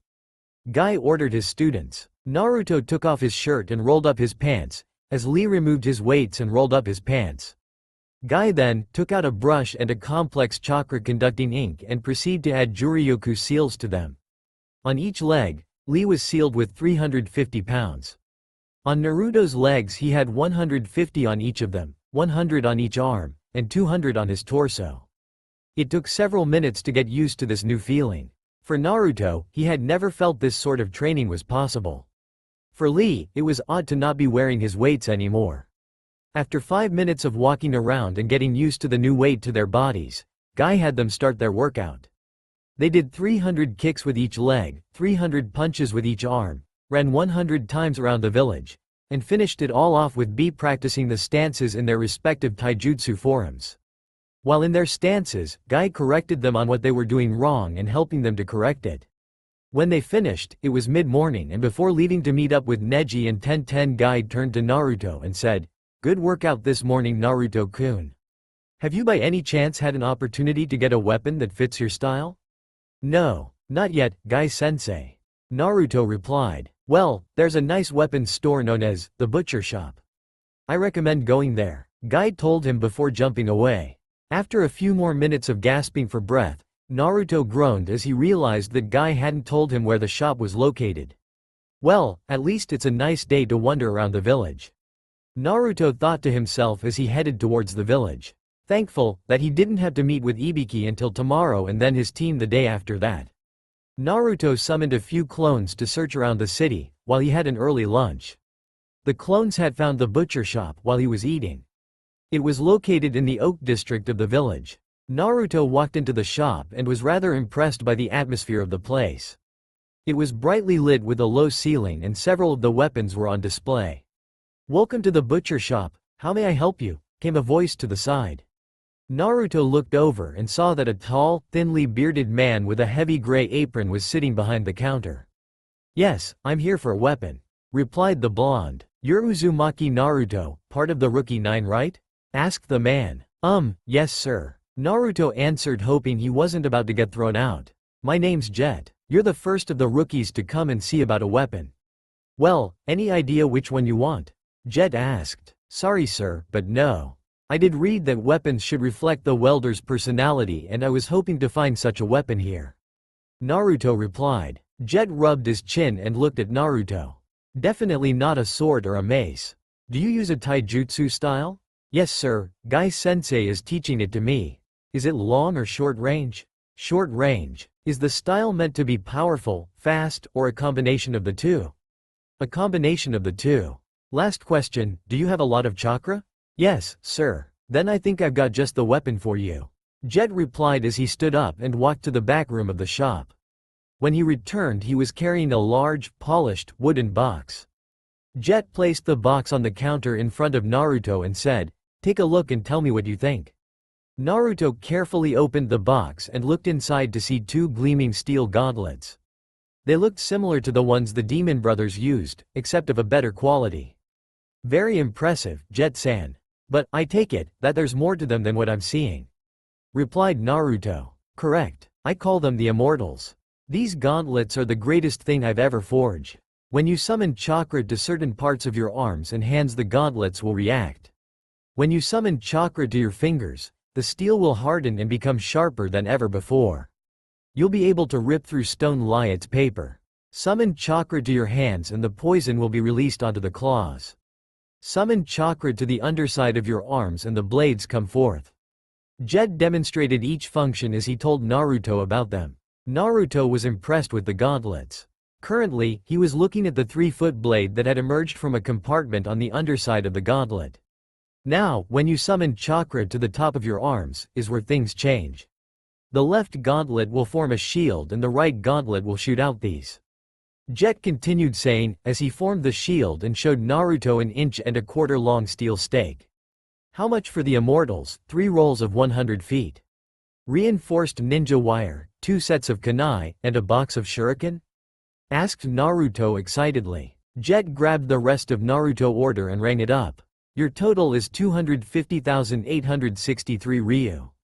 Naruto happy paid the shocked Smithy, who hadn't expected him to really have that much money for such an expensive weapon. Naruto then left and placed the weapons in the landlord's office of the apartment complex. He took note of how no one had been by to inquire about the place. Sighing to himself, he went out with a few clones to buy a weightlifting set. After buying a barbell set and weight bench with 900 pounds worth of interchangeable weights, Naruto summoned another army of clones and proceeded to demolish the condemned building across the street from the apartments. Once the last of the rubble was at the city dump, Naruto sent his clones to the forest to work on making chakra strings and studying the scroll for Kabikuri. Naruto then began to lift weights to increase the strength of his arms, so he'd be able to weld Kabikuri better. After a few hours of lifting 150 pounds on each arm with the barbells and bench pressing 225 pounds, Naruto ate a light upper and dispelled his clones in the forest.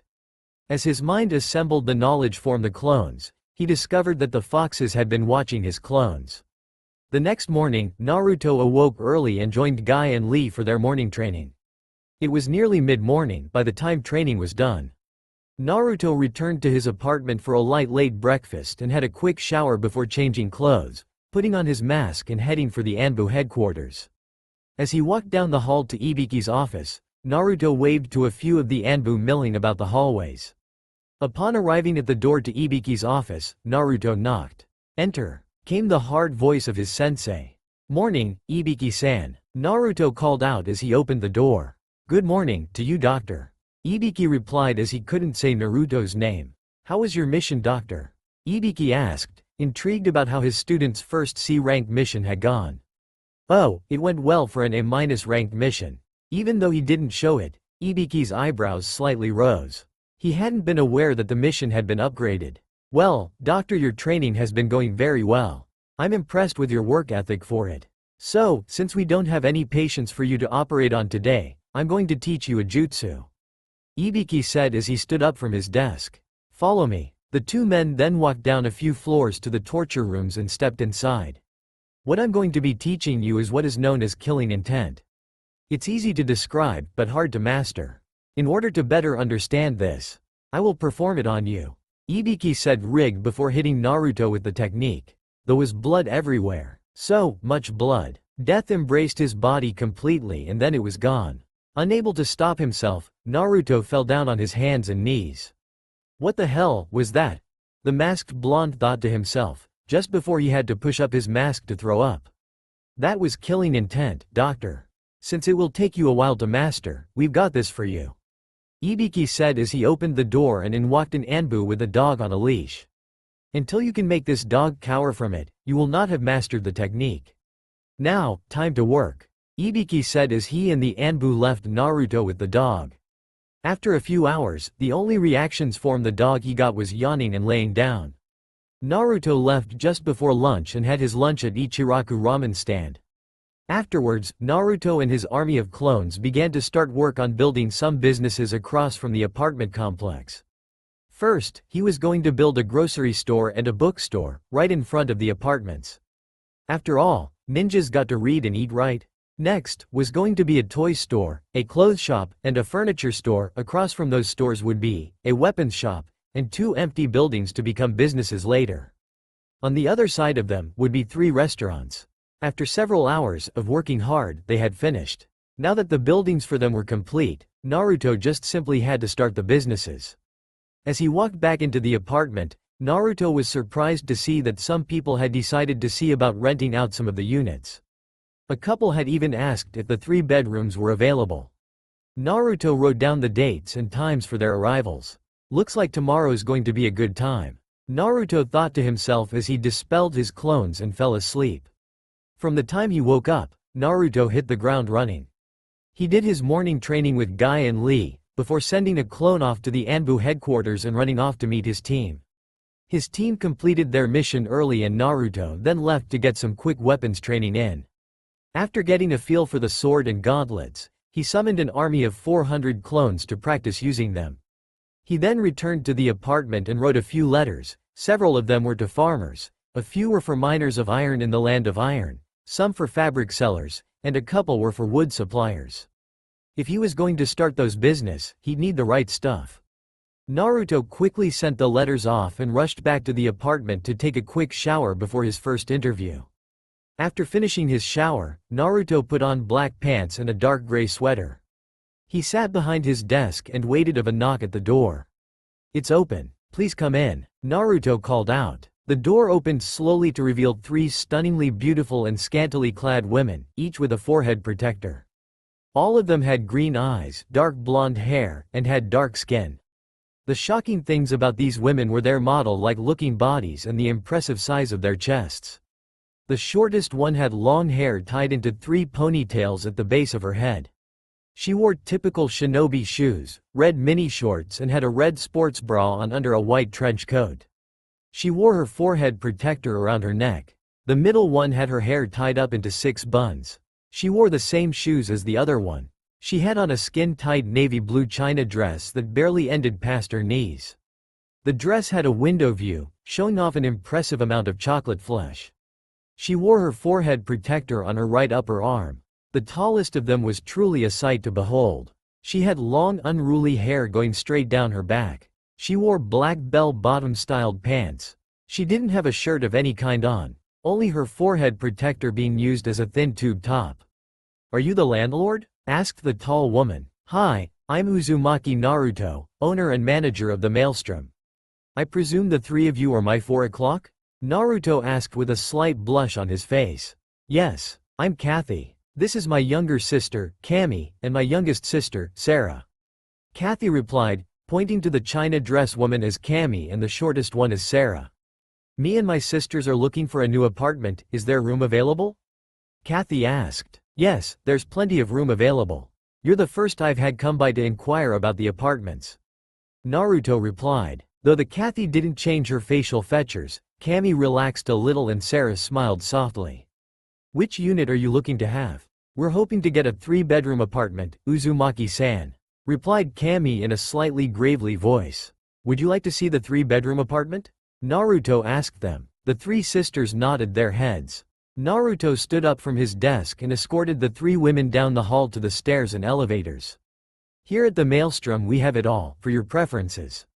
We have stairs, elevators, and an empty elevator shaft for ninjas wanting to get to their floor quicker," Naruto explained as he began to walk up the empty shaft. Each apartment is fully furnished with a queen-sized bed in every bedroom, pull-out sofa, love seat, coffee table, dining table with chairs, microwave, 50-inch flat-screen TVs, stove, oven, dishwasher, shower stalls and tubs in the bathrooms of the apartments.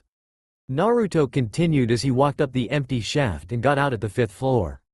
He walked over to the nearest apartment and opened the door. "Well, feel free to take a look around, ladies."